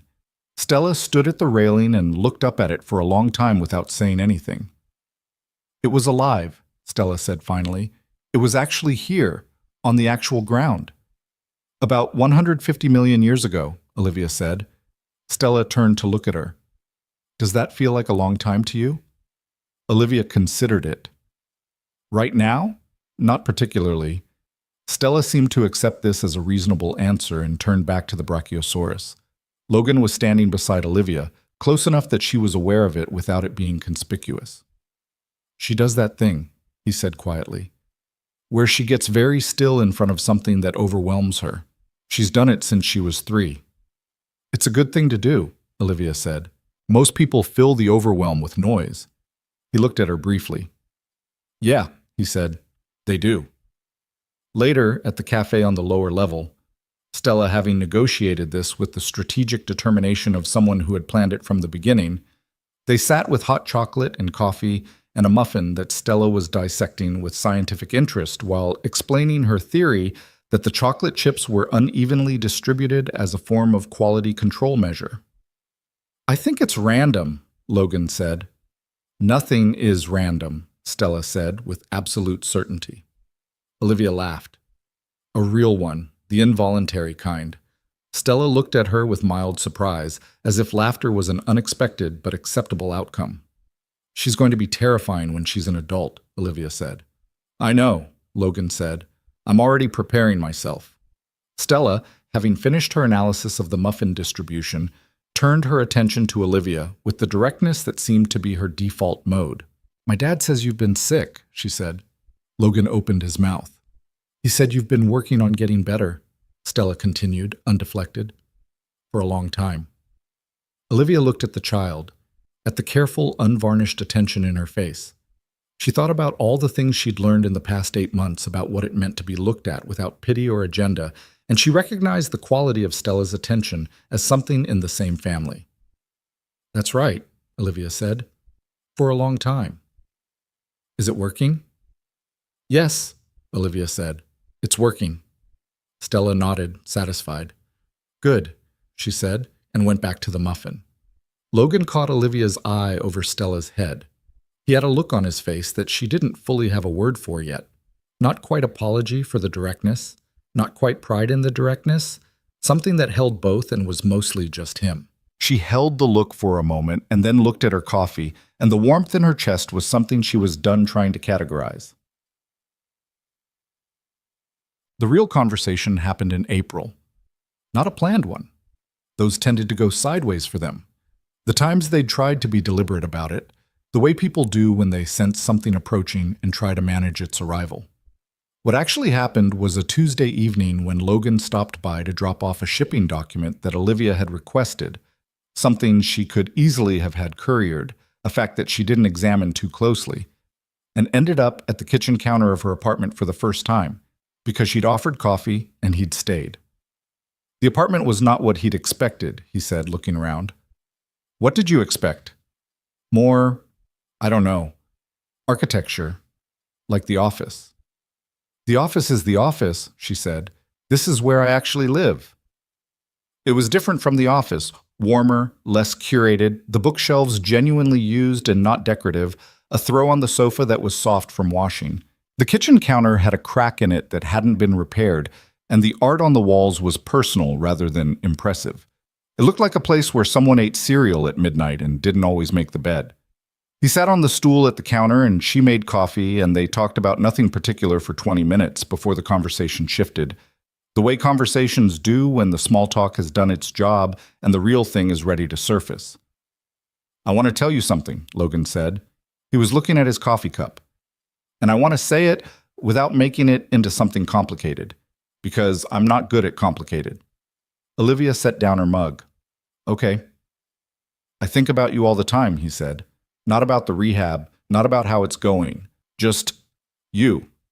I think about you the way you think about a person who has become important to you. He looked up. I don't know exactly when that happened, sometime around October. And I've been letting it sit without saying it because you have enough happening and I didn't want to add weight to that. But I'm tired of not saying it. She was quiet for a moment. You're not adding weight, she said. Olivia, I think about you too, she said. I've been aware of it for months. I don't do things like this. I don't let people... She stopped and restarted on firmer ground. It's not that I don't want to. It's that I don't know how to do it without immediately calculating the risk. What's the risk? She looked at him. At the face she'd been looking at across phones and through glass walls and over shipping manifests for 8 months, that had become as familiar as anything in her daily life. That it matters, she said, and then something goes wrong. And I've spent my whole life being careful about the things that matter, because the ones that matter are the ones that cost the most when they... I know, he said. I know that. I know that better than almost anyone. He set his cup down on the counter. Dana mattered, and it cost more than I can fully explain. And I thought for a long time that maybe the lesson was not to let things matter that much. He paused. But I have a 7-year-old who asks the weight of everything and plays chess like she's already 3 moves ahead, and she needs me to show her what it looks like to choose things that matter. So, the kitchen was very quiet. Outside, April was wet and warm, and the window was cracked open, and the sound of the city came through it, steady and indifferent, and somehow comforting in its constancy. I don't know how to do this normally, Olivia said. I don't have a template for it. Most of my relationships are managed, even my personal ones. You've been calling me at 11 o'clock at night from rehab parking lots for 8 months, Logan said. I'd argue the template is already there. She considered that. It was accurate, and it made her want to smile, which she did. Not managed, just a smile. Fair point, she said. He reached across the counter and put his hand over hers, the same way her mother had done at the kitchen table in Connecticut in January. And it was not the same gesture, but it had the same quality. Simple, without argument, just presence confirmed. She turned her hand over, held his. They stayed like that for a while, in the warm kitchen with the window cracked and the city outside and the coffee going cold, which she was used to by now, which neither of them noticed. The morning Olivia walked without the crutches was in May. Not a scheduled event, not a planned milestone. Bernard had told her in April that they were approaching the point where it was worth trying, that the strengthening data suggested the pathway integrity was sufficient, that the next step in the protocol was to test unassisted ambulation in the controlled environment of the rehab room. He'd said they'd try it in the next few weeks and build up to it gradually. What actually happened was that on a Tuesday in the second week of May, Olivia stood at the parallel bars and picked up the crutches and set them against the wall. Bernard looked at her. She looked at him. "Not yet," he said. "I want to try," she said. He studied her for a moment with the evaluating attention that had become so familiar over the past 7 months that it no longer felt clinical. Then he positioned himself 2 feet in front of her, arms out. 3 steps, he said. "If you get 3, that's the session." She let go of the bars. The first step was bad. Too much weight on the right, her left ankle rolling inward, and she grabbed the bar immediately and reset. She stood still and breathed and tried again. The second attempt was different, deliberate. She shifted her weight the way Bernard had shown her in 100 sessions, thought about the mechanics of it, thought about nothing, and stepped forward with her left foot and then her right and then her left again. And Bernard's hands were hovering near her elbows but not touching them, and she did not fall. She stopped. 3 steps. Roughly 6 feet, under her own power, her own legs, nothing holding her up but the body she'd been told for 30 years couldn't do this. She stood still for a moment that felt much longer than it was. Bernard was very quiet. The room was very quiet. The acoustic tiles on the ceiling were exactly what they'd always been, and the floor under her feet was the same rehabilitation mat she'd been working on since October, and nothing about the room had changed except that she was standing in the middle of it, and she had walked there. She didn't cry. She thought she might, and then she didn't because the feeling was too large for crying, had moved past the territory where tears were the appropriate response into something that didn't have a common expression. She stood in the middle of the mat and felt the floor under her feet and breathed. "Okay," Bernard said after a while. "Yeah," she said. "That was more than 3 steps." "I know." He retrieved the crutches and helped her sit because her legs were shaking with the effort and would be for a while, and she sat on the mat and let them shake. He sat beside her, and neither of them said anything for several minutes. Then Bernard, who was measured and clinical and had spent 7 months showing exactly appropriate professional enthusiasm, made a sound that was unmistakably him trying not to lose composure entirely. "Don't you start," Olivia said. "I'm not starting anything," he said, his voice slightly wrong. "You absolutely are." "Shut up," he said, which was not something he'd ever said to her before. And it made her laugh, which made him laugh, and they sat on the mat together and let it be what it was. She called Logan from the parking lot. She sat in the back of the car and called him before she told anyone else, before she called her mother, before she said anything to Tanaka who was going to want a full report. She called Logan because he was the first one.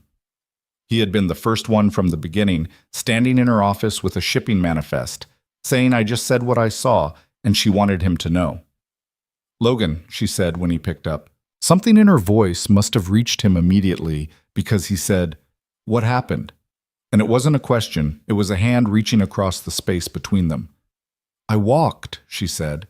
The silence was exactly as long as it needed to be, and not a second longer. "Olivia," he said. 6 feet, she said, without the crutches. By myself.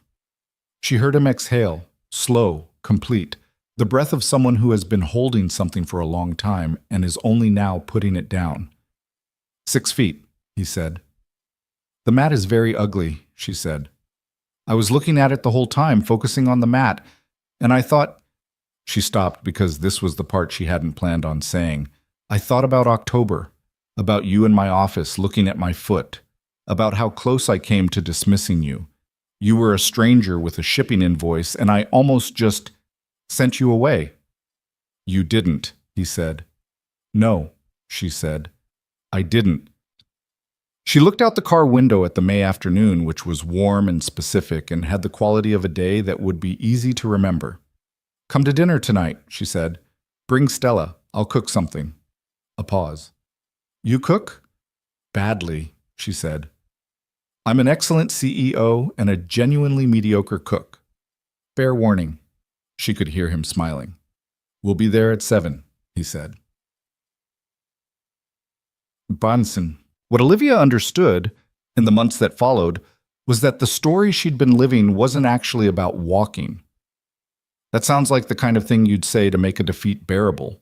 reframing the loss, finding the consolation, covering the wound with meaning. She'd spent 30 years watching people do that with her situation, and she'd found it condescending every single time.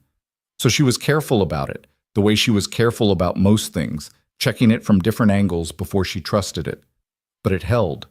The walking was real. She worked at it through the spring and into the summer, building distance and stability in increments that were painstaking and irregular, some weeks gaining, some weeks plateauing. One bad week in June when she strained a ligament in her left knee and had to drop back to the crutches for 10 days, which was its own specific kind of grief. By August, she could walk the length of a city block with forearm crutches and 200 meters without them on a good day, which Tanaka described in careful, honest terms as a remarkable outcome that exceeded what she had permitted herself to predict in October.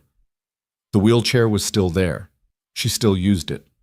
Some days were crutches days, some days were walking days, some days were chair days because her body had its own schedule and she was learning to negotiate with it rather than override it, which was a skill she'd had to learn almost entirely from scratch. The chair wasn't defeat. It was a tool. It had always been a tool. She just knew now that it wasn't the whole story. She stood at the floor-to-ceiling windows of her 42nd floor office in late August and looked out at the city, the harbor to the south, Brooklyn to the east, the whole particular skyline of it that she'd been looking at since she was 26 years old, and she thought about what it had taken to get to that window. Not the physical part, though the physical part was enormous. The other part. The part where a person decides to let the chapter that was supposed to be closed get reopened, with all the risk and exposure and possible cost that entails. The hardest thing, she'd decided, was not the resensitization or the falls or the 2 a.m. nights when her nervous system was processing things that had been dormant for 3 decades. The hardest thing was learning to tolerate possibility again, because possibility, unlike certainty, has no floor. Certainty, even terrible certainty, has a floor. You know where you stand. Possibility means you don't know, which means you can fall, which means every day is a choice to keep your footing on ground that might not hold. She'd spent 30 years standing on the solid floor of this is finished, and she had been extraordinary on that floor. She'd built an $11 billion company on that floor.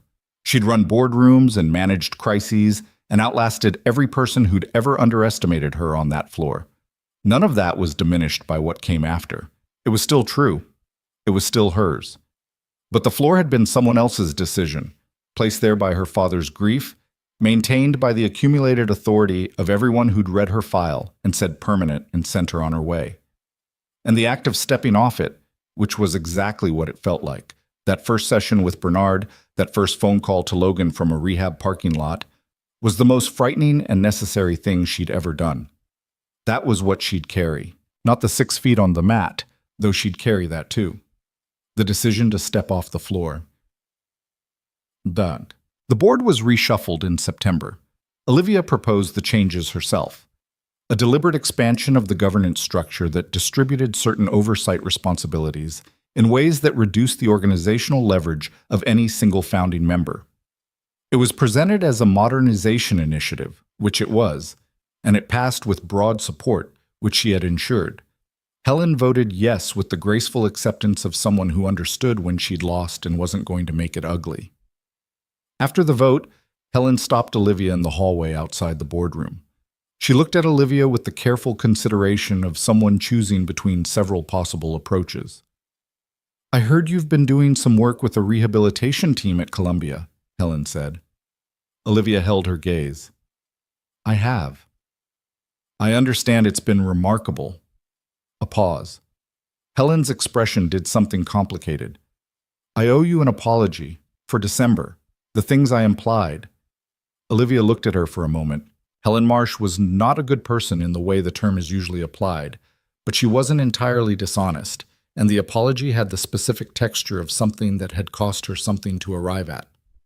"Accepted," Olivia said. She didn't add anything to it. It wasn't that kind of relationship and wasn't going to become one. But it was the right word, and she meant it, and she walked. Crutches today. The rain made the left knee unreliable, away from the conversation without carrying it with her.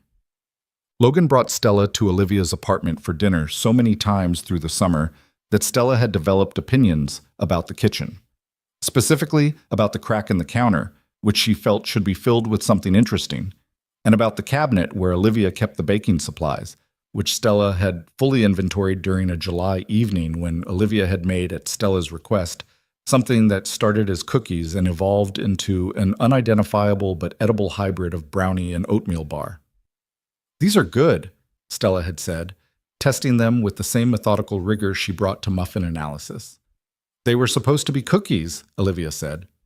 "They're better than cookies," Stella said, which was generous and possibly strategic and also genuinely heartfelt, because Stella was all three of those things simultaneously as a general rule. Logan had watched the two of them from the other side of the kitchen counter. His daughter and this woman who had been a stranger 7 months ago and was now the person Stella requested by name when she wanted to know something her father couldn't answer. And he'd thought about Dana. Not with the complicated chest weight of the early months after the accident, but with something gentler. With gratitude, actually. For the daughter Dana had given him, the specific and extraordinary daughter who picked up oranges and asked their weight and beat him at chess and was currently explaining to Olivia her theory of optimal chocolate chip distribution as though it were an engineering problem requiring a solution. Dana would have liked Olivia. He was fairly certain of that. The certainty had a clean feel to it, the way certain things do when you've thought about them honestly rather than wishfully. He and Olivia had not labeled anything. They hadn't sat down and defined it with the vocabulary that people use to categorize relationships, and neither of them felt the urgency to, because the thing was already what it was, and naming it wasn't going to change its texture. What it was: two people who talked every day, who showed up for each other in the practical and unglamorous ways that constitute actual presence, who made each other laugh and told each other hard things, and sat in the same kitchen while a 7-year-old explained her theories about the universe. It was ordinary in the best way ordinary can be. On a Sunday in October, exactly 1 year by rough count, from the morning he'd stood in her office with the manifest, Logan and Stella came to pick Olivia up for a walk in Central Park. Not a therapy walk, not a measured distance rehabilitation exercise. Just a walk. Stella ran ahead on the path with the specific freedom of a child who has been promised open space, her red coat bright against the October trees. Olivia walked with the crutches, Logan beside her, their pace the particular unhurried kind that forms when two people have stopped trying to go anywhere faster than they can comfortably go together. "A year," he said. "More or less," she said. "How does it feel?" She thought about it while they walked. Stella had found something on the path. A leaf, enormous and rust-colored, and was holding it up to the light with the focused appreciation of a scientist or an artist. The distinction being, in her case, probably irrelevant. "It feels like I've been living in a house with a locked room," Olivia said, "and someone found the key. And the room wasn't—" She paused, looking for the accurate version. "It wasn't full of treasure. It was just another room. But I'd built the whole house around it being locked, and now the house is different. Not better or worse. Different." He was quiet for a moment, considering it. "Locked rooms tend to be the ones we organize everything else around," he said. "Yes," she said, "they do." Stella was still holding the leaf up to the light, turning it slowly. Logan watched his daughter, and Olivia watched Logan watch his daughter, and the park was doing its October thing, the smell of it, the particular slant of the afternoon light through the turning trees, the sounds of the city kept at a comfortable distance by the open space. "I need to tell you something," Olivia said. "Okay." "I'm starting a foundation for spinal injury rehabilitation access. The model Tanaka uses, the advanced pathway mapping, the neural retraining protocol. It's expensive and it's not covered by most insurance plans, and most people in the situation I was in don't have the resources I had." She kept her eyes on the path. "I could have died in that chair, figuratively, I mean, having no idea. Most people do. They're told the story is finished, and they believe it because they don't have the money to question it. I'm going to change that." Logan was quiet for a moment. "When did you decide this?" "January," she said. "When I read the records. But I've been planning it since April." She paused. "I'm naming it after my father. Not because I've forgiven everything fully. I'm still working on that part. but because I understand what he was afraid of. And I want something to exist in the world that answers the fear instead of surrendering to it. He didn't say anything for a while. They walked. Stella had moved further ahead and was now engaged in some taxonomy of fallen leaves that appeared to involve sorting them by color into two separate piles. He would have been proud of you, Logan said finally. For this, specifically. Maybe, Olivia said, he would have been complicated about it. He was always complicated. She smiled, and it was the kind that lives alongside grief rather than replacing it. I learned that from him too. Logan reached over and took her hand, not the crutch hand, the other one, and held it as they walked, which was something they'd been doing since April in the kitchen and had not yet found a reason to stop doing. Stella, from 20 feet ahead, turned around and observed this with the assessing attention she brought to everything. "Are you two holding hands?" she called. "Yes," Logan said. Stella considered this for a moment. "Okay," she said, and turned back to her leaves. Olivia laughed.